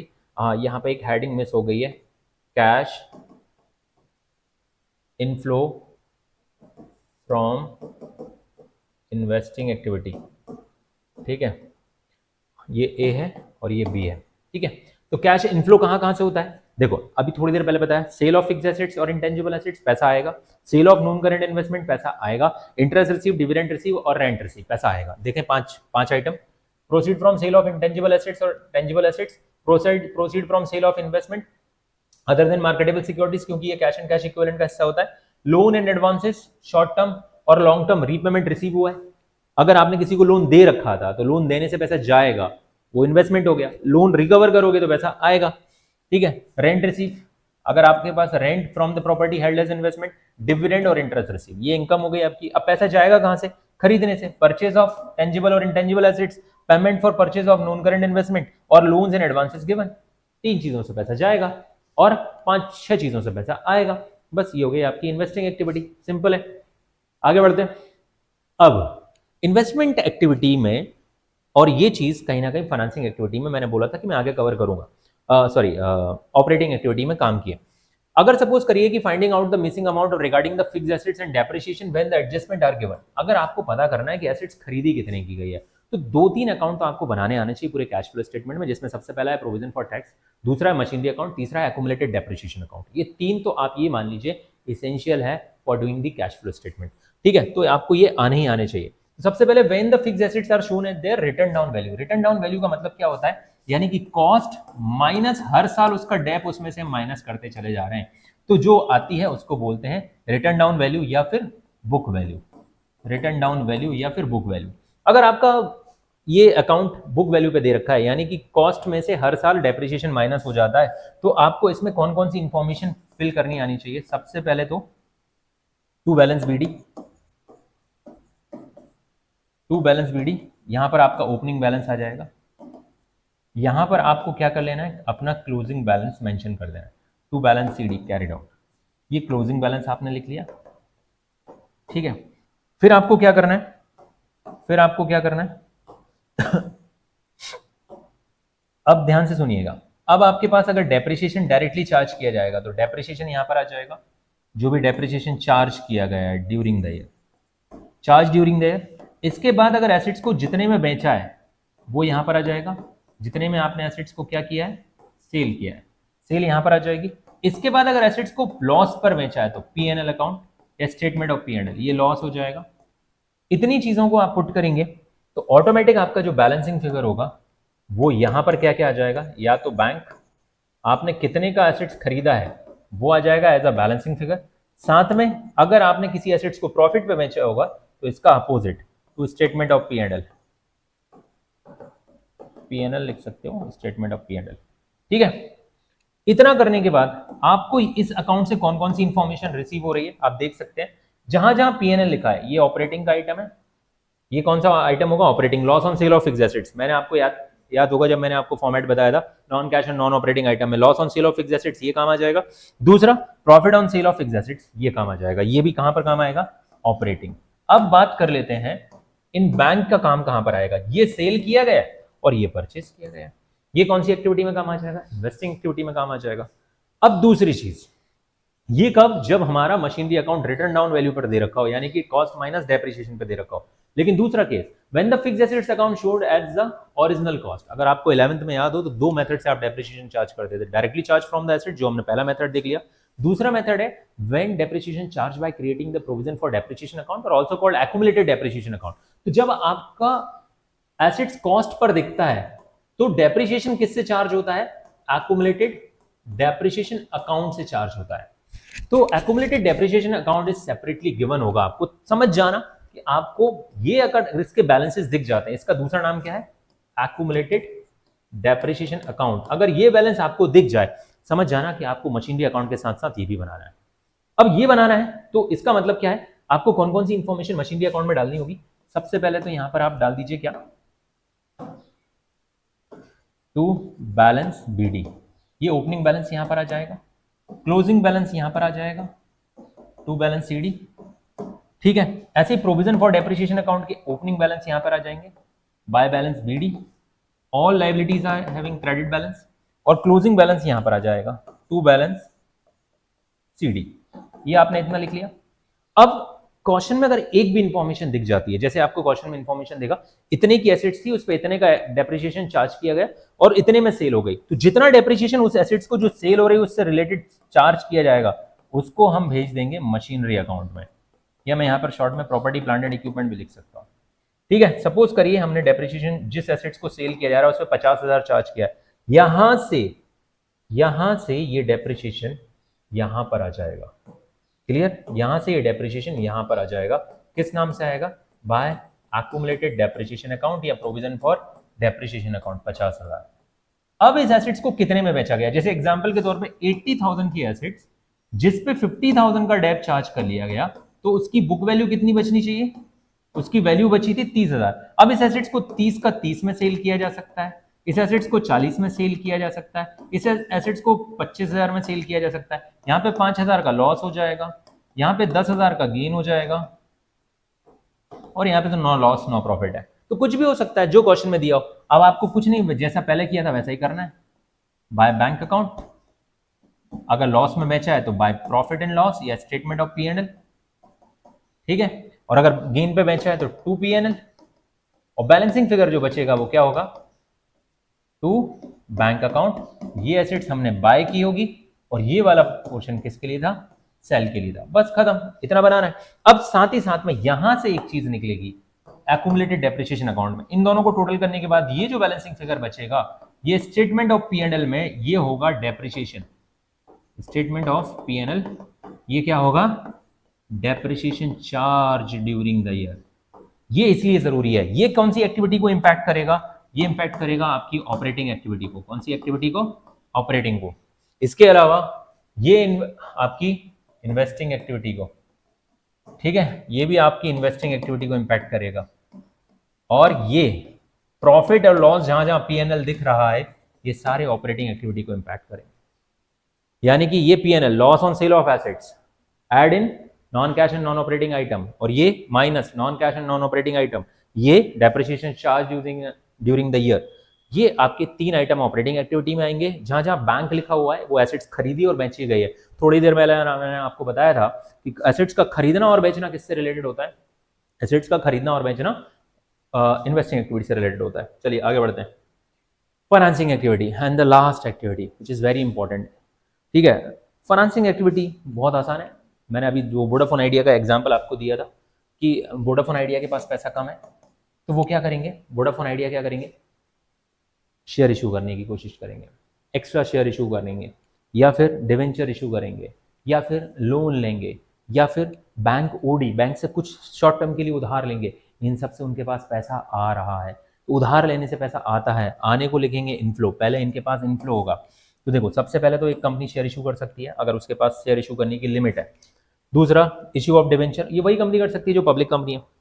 Issue of debentures, अगर उनके पास डिवेंचर्स का इशू करने का राइट है तो डिवेंचर्स कर सकते हैं।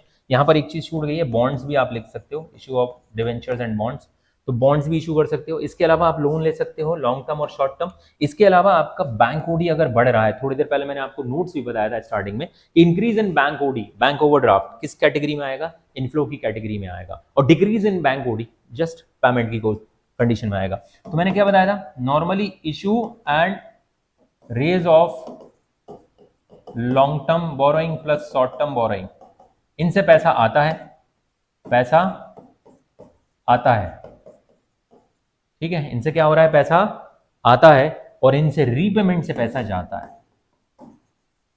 रीपेमेंट एंड शेयर के साथ वर्ड यूज होता है, शेयर डिवेंचर के साथ, प्रेफरेंस शेयर एंड डिवेंचर्स के साथ रिडम्पशन, और इक्विटी शेयर के साथ वर्ड यूज होता है buyback, buyback of equity share. इनसे पैसा जाता है और होल्ड करने से भी पैसा जाता है।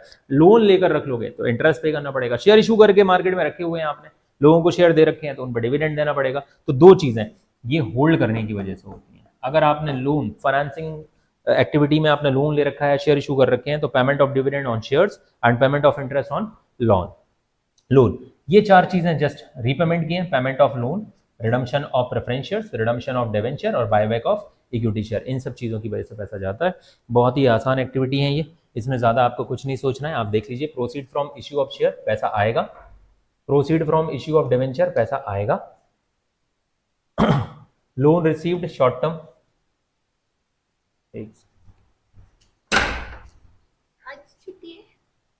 अरे मैंने तो क्लास का टाइम मैसेज किया नहीं था, छुट्टी तो है, छुट्टी है, पूछने ही आए थे। अच्छा पूछने आए थे, ओके ओके फिर ठीक, हाँ हाँ मैं रिकॉर्डिंग कर रहा था, ओके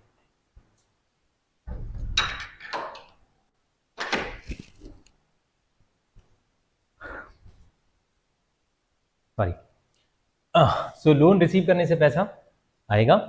अगर आपने लोन रिसीव किया है, चाहे वो शॉर्ट टर्म नेचर का हो या फिर लॉन्ग टर्म नेचर का हो, कोई भी अगर आपने कैश क्रेडिट लिया है तो पैसा आएगा। और इनका जब आप रीपेमेंट करोगे, payment of redemption of preferential, preferential का रिडम्पशन होता है, payment for redemption of debenture, debenture का रिडम्पशन, रीपेमेंट ऑफ लोन, अगर आपने शॉर्ट टर्म और लॉन्ग टर्म लोन का रीपेमेंट किया है, अगर आपने डिविडेंड पे किया है, वो किसी भी टाइप का डिविडेंड है जो आपने ऊपर ऐड किया था, अगर आपको याद हो, जब आपने net profit before tax and extraordinary item calculate किया था, तो वहां पे आपने interim dividend and final dividend pay किया था, एड बैक किया था, तो वो अब यहाँ पे माइनस हो जाएगा। क्यों माइनस हो जाएगा? क्योंकि वो क्या था, प्रॉफिट का अप्रोप्रिएशन था, तो वहां पर हमने उसको प्लस कर लिया था क्योंकि वो फाइनेंसिंग एक्टिविटी से रिलेटेड था, और यहां पर ये फाइनेंसिंग एक्टिविटी ही चल रही है, तो इसमें हम ये माइनस करेंगे। और मैंने यहां पर मेंशन कर दिया फाइनल डिविडेंड कौन सा, प्रीवियस ईयर का करंट ईयर में पे करते हैं, करंट ईयर का अगले ईयर में पे करते हैं, तो हम यहां पर प्रीवियस ईयर का डिविडेंड को एड बैक कर लेंगे। Interest paid on debenture short term and long term, अगर कोई भी इंटरेस्ट ऑन डिवेंचर है तो वो भी आप क्या करोगे, यहां पर माइनस कर दोगे। इसके बाद कैश फ्लो फ्रॉम और यूज्ड इन फाइनेंसिंग एक्टिविटी आपका आंसर आ जाएगा। सॉरी यहां पर फाइनेंसिंग है, ठीक है, फाइनेंसिंग एक्टिविटी, ठीक है। तो ये जो है आपका कंप्लीट हो जाता है। कैश फ्लो स्टेटमेंट के तीनों एक्टिविटीज को हमने यहाँ पे कवर किया है, ऑलमोस्ट तीनों एक्टिविटीज में। अगर आपको कोई भी डाउट है तो आप कमेंट बॉक्स में कमेंट करिएगा। मेरा अगला जो वीडियो आएगा वो इनके प्रैक्टिस क्वेश्चंस के ऊपर आएगा, हम इससे रिलेटेड प्रैक्टिस क्वेश्चंस करेंगे। कैश फ्लो को अच्छे से अगर आपको करना है तो आपको नंबर ऑफ क्वेश्चन सॉल्व करने पड़ेंगे। आपने अलग अलग बुक्स में देखे होंगे क्वेश्चंस की लिमिट, अलग अलग एमपी बोर्ड स्टूडेंट को जहाँ पर कम क्वेश्चंस मिलेंगे, वहीं पर सीबीएस स्टूडेंट को लगभग 50-54 क्वेश्चंस आपको करने को टीएस ग्रेवाल वगैरह में देखने को मिल जाएंगे। तो यहाँ पर आपको जो भी बुक आप यूज कर रहे हैं उन सभी बुक में ये कंप्लीट कॉन्सेप्ट आपके यूज होते हैं। मैंने यहाँ पर कवर किया है सारे के सारे concept plus theory concept of cash flow, इससे ज्यादा इसके बाहर कुछ नहीं आता है। यहाँ पर जो आपसे एक कॉमन मिस्टेक होती है, आप मशीनरी अकाउंट नहीं बनाते हो। जब एक्यूमुलेटेड डेप्रिसिएशन अकाउंट दिया रहता है तो मशीनरी अकाउंट बनाइए, उसी से आपका जो प्रोविजन है वो ट्रांसफर करिए मशीन में, ताकि एसेट्स खरीदी कितने की है बेची कितने की है। इन्वेस्टिंग एक्टिविटी में सिर्फ machinery account, accumulated depreciation account और अगर कभी कभी कोई इंटेंजिबल एसेट्स से रिलेटेड अकाउंट बनाना पड़ सकता है। ऑपरेटिंग एक्टिविटी से related provision for tax account आपको बनाना बहुत जरूरी है। फाइनेंसिंग एक्टिविटी में ऐसा कुछ भी नहीं है। हाँ, फाइनेंसिंग एक्टिविटी में जो इग्नोर करना है, करंट ईयर का अगर डिविडेंड दे रखा है तो आपको इग्नोर कर देना। ये गलती कभी मत करना कि करंट ईयर के डिविडेंड को इंपॉर्टेंस ही नहीं देनी है। हाँ, टैक्स को इंपॉर्टेंस देनी है। करंट ईयर का जो प्रोविजन फॉर टैक्स है वो प्लस होता है और प्रीवियस ईयर का जो टैक्स है वो माइनस होता है। ऑपरेटिंग एक्टिविटी में दो जगह आता है उसका इम्पैक्ट। तो ये कुछ कॉमन मिस्टेक है, अगर आपने ये मिस्टेक करना बंद कर दिया तो मेरे हिसाब से कैश फ्लो स्टेटमेंट में ज़्यादा डिफिकल्टीज आपको फेस नहीं करनी पड़ेगी। ऑलमोस्ट आपका यहाँ पर कैश फ्लो स्टेटमेंट इतने कॉन्सेप्ट्स को याद रख के आपको बहुत हद तक याद रहेगा। दूसरी चीज़, एग्जाम में कंफ्यूजन ना हो इसके लिए आपको ज़्यादा से ज़्यादा क्वेश्चन प्रैक्टिस करने। मैं अपने अगले वीडियो में यहाँ पर आपको एक वीडियो जिसका मैं ऑपरेटिंग एक्टिविटी से रिलेटेड क्वेश्चंस और दूसरे वीडियो में आपको इन्वेस्टिंग एंड फाइनेंसिंग से रिलेटेड क्वेश्चंस, साथ में कंप्लीट कैश फ्लो के क्वेश्चंस भी लेकर आऊँगा। अगर इन तीनों एक्टिविटीज़ को जोड़ दिया जाए तो तीनों एक्टिविटीज़ को जोड़ने के बाद ही आपका कैश फ्लो आएगा। यानी मैं थोड़ा सा और यहाँ पर अगर आपको कवर अप कर दूँ कि कैश इनफ्लो या जो यूज हुआ है, इनफ्लो या यूज्ड फ्रॉम ऑपरेटिंग एक्टिविटी, इसमें प्लस माइनस करेंगे। Cash inflow from financing activity या इन्वेस्टिंग एक्टिविटी, ठीक है, प्लस माइनस जो भी होगा अपना कैश इनफ्लो फाइनेंसिंग एक्टिविटी, इन तीनों को हम जोड़ देंगे यानी ए, बी और सी। इससे जो आएगा ना, वो जो आपका 8 लाख रुपए था वो 8 लाख आ जाएगा। Net cash and cash equivalent अगर पॉजिटिव आता है तो इंक्रीज, है ना। और इसमें आपको क्या कर देना, प्लस कर देना है opening CC at the beginning. कैसे आएगा ये, सीसी प्लस करंट इन्वेस्टमेंट कर लेना ओपनिंग के, इसमें आपने जो भी ऐड कर लिया सपोज 10 लाख, तो ऑटोमेटिकली 18 लाख जो आएगा ना, ये equals to CC at the end आ जाएगा आपका। सीसी प्लस करंट इन्वेस्टमेंट आप ऐड करके देखेंगे ये आप यहाँ पे पहुंच जाएंगे ऑटोमेटिकली। आपका ये आपका ओपनिंग बैलेंस होगा, ये आपका क्लोजिंग बैलेंस होगा। इसमें आप जैसे ओपनिंग को ऐड करेंगे नेट चेंज में आपका क्लोजिंग सीसी आ जाएगा। तो इस तरीके से आपको तीनों एक्टिविटीज ऐड करनी है। तीनों एक्टिविटीज के बाद ही आपका फाइनल कैश फ्लो स्टेटमेंट बन के तैयार होगा। तो यहाँ तक अगर आप बने हुए हैं तो आपका बहुत बहुत धन्यवाद। और अगर आपने हमारे चैनल को सब्सक्राइब नहीं किया है तो सब्सक्राइब कर लीजिए और अपने दोस्तों के साथ इस वीडियो को शेयर करिए। और घर पे रहिए, पढ़ते रहिए, और कोई भी डाउट है तो कमेंट बॉक्स में जरूर कमेंट करिएगा। थैंक यू, मिलते हैं अगली वीडियो में, तब तक के लिए बाय बाय।